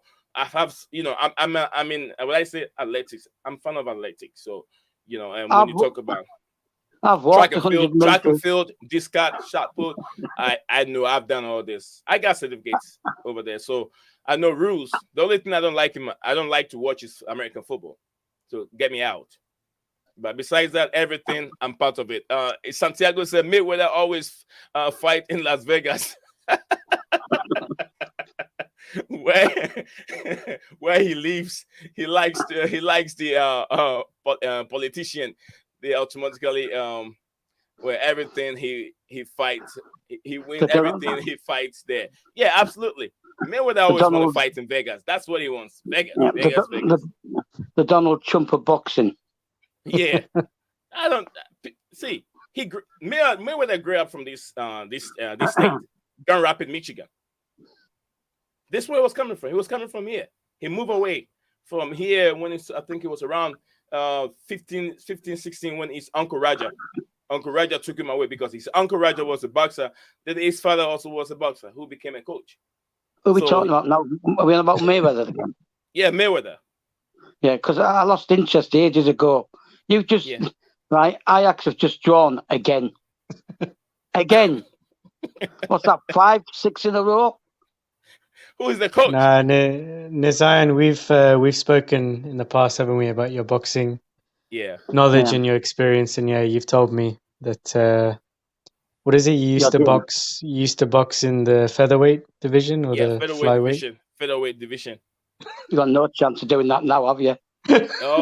Look, before I had my surgery, I was still boxing before I had my surgery. Yeah. So that was somewhere around last year. No, what I said, what is the last 2 years before? Because I had my surgery. Sorry. Yeah, that's all right. I had my surgery in early last year. Yeah, early last year. So it was around October last year. I was still in the boxing gym, where I had some shocks that was related to my surgery. I threw a punch, and then it was like a shock. It went through my arm and went all the way down, and my right hand was all warm. It was like burning. It wasn't burning outside, but it was burning and inside, which the glove I couldn't keep the gloves on. So right on, my coach took the gloves off my hands. I was having a fight, I think a 3-round fight with one of the guys who was getting ready for a fight, heavyweight. He was getting ready for a heavyweight fight, and I was sparring with him. So I got a question. Yeah, is Ryan or Stephen, if he's still there? Right? Yeah. Is Barcelona playing Real Madrid tonight? Oh, it's too late for them to be playing. It's too late. In the cup, they're not too late for Spain. It's too late for Spain at this time. No, it's not. It's 5, and in Europe, you're talking about somewhere around 10, 6, 7, 8, 9, 10. They always kick off late in Spain. What you on about? I know, but I think. Okay. Did they play tonight? No, not tonight. Right, well, that's all I wanted to know. Right. The Zion, whatever his full name is, which I know, but I'm keeping to myself. Right. I've just missed watching Ajax. So think yourself lucky, right, that it was only a stupid draw. Otherwise, I wouldn't be so at least happy. 6 draws on the bouncer. Yeah. DJ Sav is listening. He's interested. It says it is a Madrid versus Real Madrid. Yes, the Madrid. Yes, the Madrid. Atletico Madrid versus Real Madrid. Yeah. Is it finished? No idea, but we will not speak on what certain people of Atletico did. Yeah, I've heard about it. For Vinicius Junior. It's not worth talking on the platform, right? No. They're in the 99th minute. So it was 1-0. Extra time, yeah. So they're in Cup match, isn't it? DJ Sav, let me know who is your favorite boxer. DJ Sav, who is your favorite boxer? If you can hear me. Let me know who your favorite boxer is. Morata scored after 19 minutes. And then Mr. Asma, he said it's extra time and Atletico take red card. Oh yeah, Savage just got red carded. He's literally just got red carded. Yeah. That guy's. I was like, have they? And as I was about to say it, it popped up. Let me see if I can get it here. I probably go get it. Yeah, ask Mr. Is it Asmari? Yeah, it's on my screen. Yeah, ask him. I know I can see his name, but I can't read. Ask him who he thinks was the best. Yeah, ask him who he thinks he was the best boxer. Right, I bet you at least 70%. At least 70% will say Ali. Right? Mr. Asma, it says let us know who your best boxer is. See, the reason why people say Ali is because they never heard of Jack Johnson. I've heard of Jack Johnson. Not everyone have heard of Jack Johnson. I've heard of Jack Johnson, but I'm not going to get excited. Everyone have heard of Jack Johnson. I'm not going to get excited. I'm not getting excited by someone who lost 14 times. But who said Ali didn't lose? He did lose. Yeah, He he lost did. the first, Every boxer is beatable unless you're Mayweather who manipulates results. I better play. Yeah. Listen, Ali didn't lose 14 times, right? Jack Johnson fought God knows how many times, right, a year. He was a pugilist. Right? Mhm. Who fought bare knuckle, right? And he was basically a brawler. There was no skill level. You just got to be a good fighter. It was a raw boxing at that time. It was raw. Yeah, The well, there's boxing no was skill raw. level, is there? There's Yeah, no at skill that level. time there wasn't much of the technical going into boxing. So they fought the way they were standing differently. Yeah. They start flat-footed, And did and you their hands say are like something that. about bragging? And you said Yeah, something bragging. about bragging. Yeah, absolutely Yeah. bragging. Well, who the hell was he bragging to? Oh, but none of them could 14 brag like people he Jack lost Johnson to, did. of course. No TV, no radio, no nothing. Yeah. Who was he bragging to? Bragging to the 14 people he press. The lost press to. were there. There was radio. Who said there wasn't radio? Who said there was no Well, TV? Stavy, what I are you bet talking you. about? I've watched a I video bet of this you. guy of I bet fighting. you. I bet you the radio. Mhm. Right, hang on. If you've watched it on TV, Yeah. right, he doesn't go back that far, and he would have fought with gloves. I watched footage of him. You're So pulling. there should be. You're pulling a fast one. You're pulling a fast one. No, I'm not pulling the fast one. I'm not pulling the fast All one. No, fast, not fast. I'm not pulling the fast one, Listen. Stavy. I watched a Listen. video of this guy fighting. So there were Put up. tapes on him. Yeah. Put up, right, Yeah. a survey tomorrow, and just put those two boxers there, Johnson and Ali. Right. The fact is that people will always pick someone who's in the memory, and Yeah. Ali put himself in people's memory because of his personality, his ego, if you want to call it that. Right, his successes. I was watching footage of Ali yesterday, right, on Facebook, right, against, was it Foreman? Someone was trying to punch him, right, and they couldn't land a punch on him, and he was stood in the same place.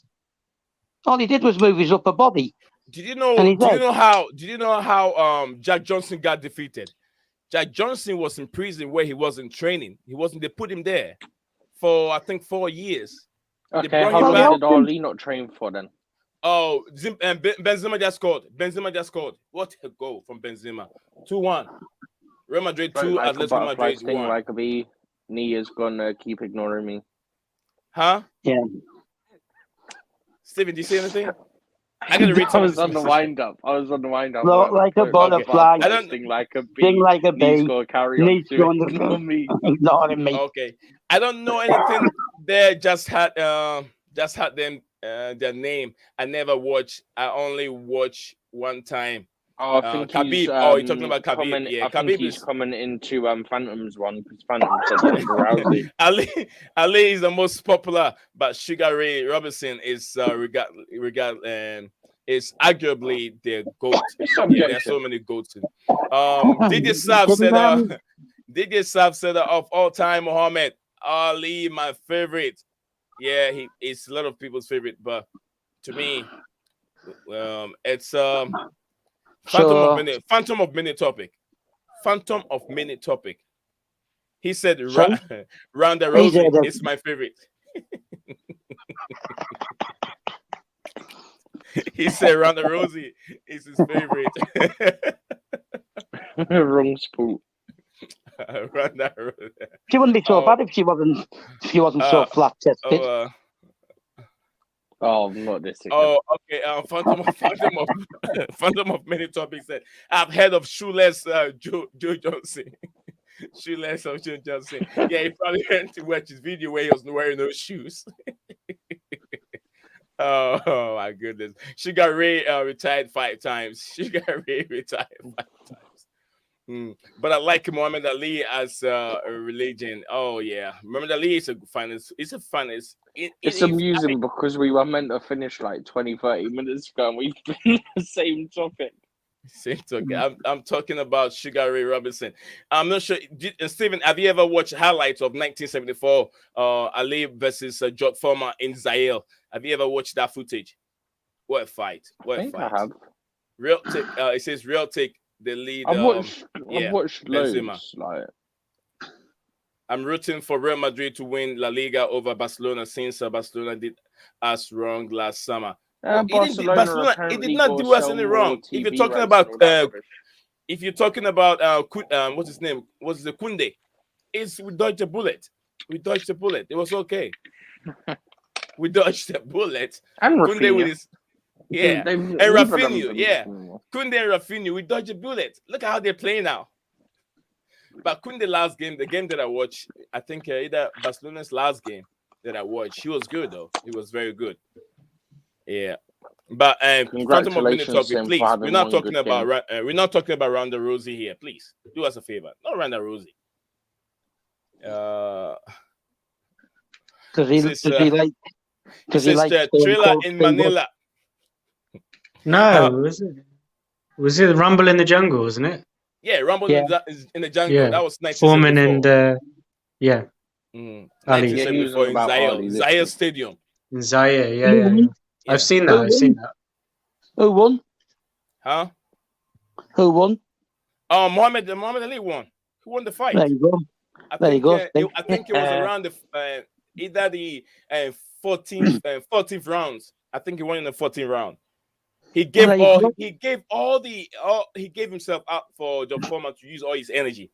Foreman used all his energy in the round 14. He was just punching Ali every angle. Ali was just taking everything and dodging. Ali was just out. Ali was out, but he was reserving his energy. So when Foreman energy started going down, then Ali took over. Pump, pump, pump, pump, pump, and there you go, the big guy John Foreman with all the power and the afro. He was down on the floor. He couldn't get up again. I was like, there you go. Chelsea going for Matty Cash. Chelsea were linked with Matty Cash before we went for Gusto, by the way. Yeah, Matty Cash was in the I think he played in the World Cup. Matty Cash Poland as Gusto alternative. Your thoughts? Because we were linked with him before we were linked with Gusto. Trailer in Manila, Ali versus Frazier, not. All right. Yeah, I was like, DJ Sab wants to know our thoughts on. He wants to know our thoughts on Matty Cash. Would you take him? No. I would take him on loan, not to buy him outright. I would take him on loan if we have to get Matty Cash. But I'm not sure. I'm not sure Aston Villa will let him go based on where they are. Yeah. Sounds like a them problem. Staff, what do you make? What do you make of that? You're gonna take Yeah, I'm gonna jump off. I'll talk to you later. Yes, we're about to even sign off. It depends if it's on loan or if we're buying him. Mm-hmm. If it's on loan, solves the problem, doesn't it? But anyway, right, we're going to get Gusto anyway. It's only a question of when he comes. That's all. DJ Saab said he even prefer Gusto. Everyone prefer Gusto, but if you don't get Gusto, what would be the alternative? That's what we're looking at this moment. Luis Asma said, Mr. Asma said, Luis Saha, if De Gea doesn't sign a new contract, then a move for Chelsea goalkeeper Edouard Mendy will make perfect sense. He has been one of the best goalkeepers in the world last few years. He's talking about De Gea. De Gea, if he doesn't sign a new contract. Oh, De Gea. Yeah. And then Man U get Mendy. Okay. Santiago said if we get Matty Cash and let's still sign Gusto and loan him back if we have no choice. Yeah, I think Matty Cash will worth a loan because you don't know how he's going to perform when it comes to the club. So I wouldn't say buy him all the way, but then you can get him on loan, finish the deal for Gusto, buy him, and then loan him out to Lyon, let him finish the league, and he can come back in the summer. Isn't Frimpong a left back? Yeah, Frimpong guy. I'm not so sure of his Ryan. Do you know his position that he plays? Frimpong. Yeah, he's a Ghanaian. I think he played for the Dutch. The Holland. Or yeah, he is a defender, isn't he? Yeah, he plays for Labour. Where does he play? trying to remember. Leverkusen. Is he Leverkusen. Is he a Dutch? No. He's African of some sort. No, he's a Ghanaian. Frimpong I is a said right he's back. African of some sort. Yeah, he's a Ghanaian, but he doesn't play for the He's Ghana right national back. team. He's one of Is he right back? Yeah, he's right back. That's what Well, Santiago said. we were linked with him anyway. United is also linked with him. Yeah, but if we're going to get him, you can forget Gusto, can't you? We won't sign two. Yeah, United has been heavily linked with that guy, but I don't know if they can get him now. Frimpong, yeah, he's a very, very good player. Oh, I was getting confused, Nizam, because there used to be another Frimpong, wasn't there? Years ago, he played for Arsenal. Yeah, that's. Oh, yeah. It's not. He's Ghanaian. He's also Ghanaian. He's I remember that name. yeah. That's another Frimpong that played for Arsenal. Frimpong. Yeah. It's in the Ghanaian name. Okay, so as this. soon as I heard it, I know it was a Ghanaian, just like Partey and the rest, and then Callum Nodoy. Well, okay. If you get Frimpong, you're not getting Gusto. If Gusto's part of the plan, then just loan him back. Don't know why it's becoming such a big deal. Loan him back, right? And then just recall Dujon Sterling if it's possible. Yeah, but like I said, if we can't get him and you're looking for an alternative, you already have one. We can get the what's his name? Dujon Sterling. Because he can help. He can help Aspi over there. We're not in a hurry.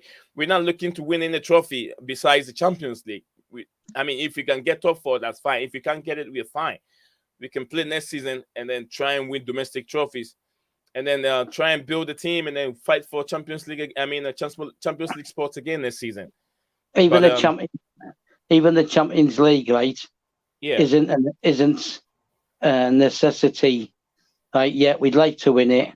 And now within the last 16, we have a chance of winning it, but it's not the be all and end all, right? So just recall Dujon Sterling, like I said earlier, right, and just sign Gusto and loan him back. But if Conte decides he doesn't want Jet Spence, then they're after Jet Spence, aren't they? And on loan, it's even on loan, right? They're not even after buying Jet Spence. So I can't see why Conte wouldn't allow him to go on loan to get game time, right? And it'll be Paratici as well who comes to these kind of decisions, right? So then it'll be open for Gusto, but just get him signed. Right? If he's the main target, and if Potter's had any input into that target, get him signed, loan him back, and just get Dujon Sterling back if he's still fit. I'm just gonna say that, guys. How is Milan Skriniar? Can he help the young defense with his experience? Milan Skriniar has been linked with every team in the football. In the Premier League for the past 4 years. He never moves. Milan. Yeah, he never moves. Yeah, it's Inter Milan, not AC. Who said PSV? It's Inter Milan. He said AC Milan, doesn't he? What's the question? Yeah. No, he said Milan. It says, guys, how is Milan Skriniar? Okay. Can he help? Yeah, can he help the young defense with experience? Well, Milan's AC Milan, isn't it? Right, they're called Milan. They drop the AC, right, and Inter call themselves Inter. Yeah, but he is in Milan. I'm just giving names alternative to Gusta. Still my first choice. Yes, yeah. You'll get your first DJ. You'll get your first choice. DJ Sterling to come. But the thing with Skriniar, his contract expires end of the season. So if they don't sell him in this window, he's going to go for free. So someone's going to get a good deal in the summer. Someone will snap him up. I'd take him at Liverpool. Yeah, I think his position, we have enough in there, don't we? Yeah. Oh, well, what's his position? What's his main position? His main position, I think it's defensive mid, isn't it? I don't know, because a lot of players play more than one position. What Yeah, does I he think play? he plays in a defensive role. Yeah, he's a centre back. That's his main position. It's his main position. Yeah. Well, we don't need one, do we? No, we don't. Unless we offer Inter Milan Koulibaly. Yeah, Stav don't like Koulibaly. No, he's just not. Look, if it was some young lad coming in, right, We'll give him a chance. and struggling to settle in, right? Yeah. But this is an experienced guy coming and struggling and making a fool of himself a lot of times. Right? All right. Yeah, we'll be ending the stream for the past half an hour now. So now is the time to end it. Guys, you guys are little this random, like I said. Thank you, everyone. We were happy to go before we had to come up with that stupid boxing question. Oh, come on, Stav. Is my question so stupid? Yes, because there's no one remotely comes up to Ali, right? Oh yeah, in the eyes of the world, eyes of the world public. There is, unless you don't know football, unless you don't know boxing. There are a lot. I'll tell you. I know boxing. I think it's subjective. We all have our own. I know. Yeah, we do. I know, and everyone has his own opinion. I'm not saying that your opinion is not right. What I'm just saying is, one, that when you talk about the old folks and even people that know much more about boxing, the bragging right and fighting itself, they always put Jack Johnson there before Ali. He brags, and he was very fearful. He dominated for a long time, just like Ali. And every boxer is beatable, unless you are Fred Mayweather and you go in the ring with your own results. You get what I'm saying? So, besides every boxer is even Rocky, is it Joe Louis? Joe Louis, people even say he's better than Ali. He was even beaten up. So everyone is beatable. I got beat before. I see stars. I couldn't get up. So everyone is beatable. Unless you meet the one who's gonna give you your fight. Assuming no bid was sent in today, you are looking at tomorrow for bids, and then the weekend, Monday, for medicals and document. It could be very busy day tomorrow. What are we talking about? He's talking about assuming there's no bids sent today. I think you could tell maybe Gusta. He could tell maybe it was Gusta. Yeah, we've signed players on the last day.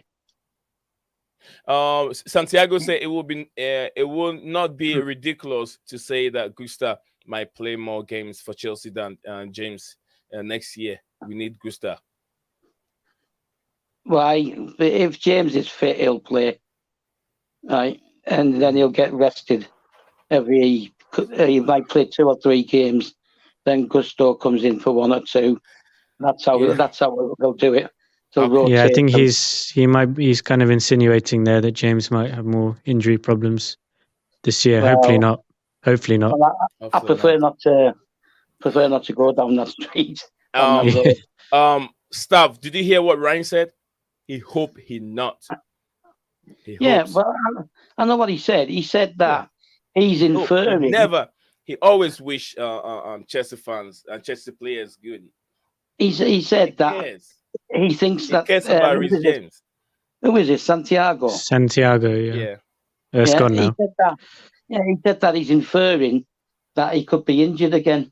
Oh, he said that maybe if we get any signing at 5 days. I mean, that was coming from Mr. Asma. So, guys, thank you very much. It's been a long time, a long day for me. Just one last point. Oh, do you remember Morelos? Oh yeah, Mauro Morelos. Yeah, Raul Morelos. Yeah, right. The guy with that bad boy haircut. Chelsea and Liverpool. Yeah, covered in tattoos. Yeah, covered in tattoos. He played in the Champions League finals. Yeah, right. Had lots of stuff in his face and things like that. And tattoos and scars. And... Right. Let me tell you something. Yeah. Right. Mm-hmm. It was, I think, the last year that I was working in my first hotel, right? And I was watching Chelsea TV in the hotel because it used to be available here in Cyprus, right? And the woman who did the program said, "That's it. That's the transfer window closed. That's the last of our news, etc., etc. I get in the lift, right? I go upstairs to go to the toilet, right? I come back down in the lift, and as the doors open, she announces, Gigi Salmon, her name is, right? DJ will know her. She announces, right, that we've just completed the signing of Raul Mireles. So we had no signings as I go up the lift, right? And within 2 to 3 minutes of me coming back down again, we'd signed Mireles, right? Last minute. All you've got to do is you've got to register and show the paperwork by a certain time, 11 o'clock UK time, Tuesday, right? Yeah, I was also told about a couple of years ago they used to use a fax. They don't use the fax method anymore. They use different because the fax method takes too long. So sometimes, and sometimes they get lost. Yeah. Right. So what they did is you only had to register it, the actual signing, right, and send the contracts and stuff, right, and then you could complete everything else.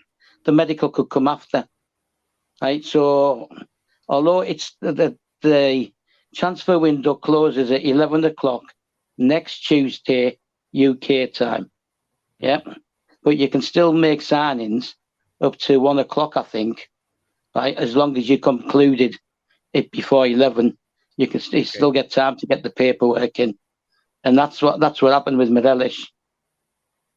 So, as the English say, I went and spent the penny.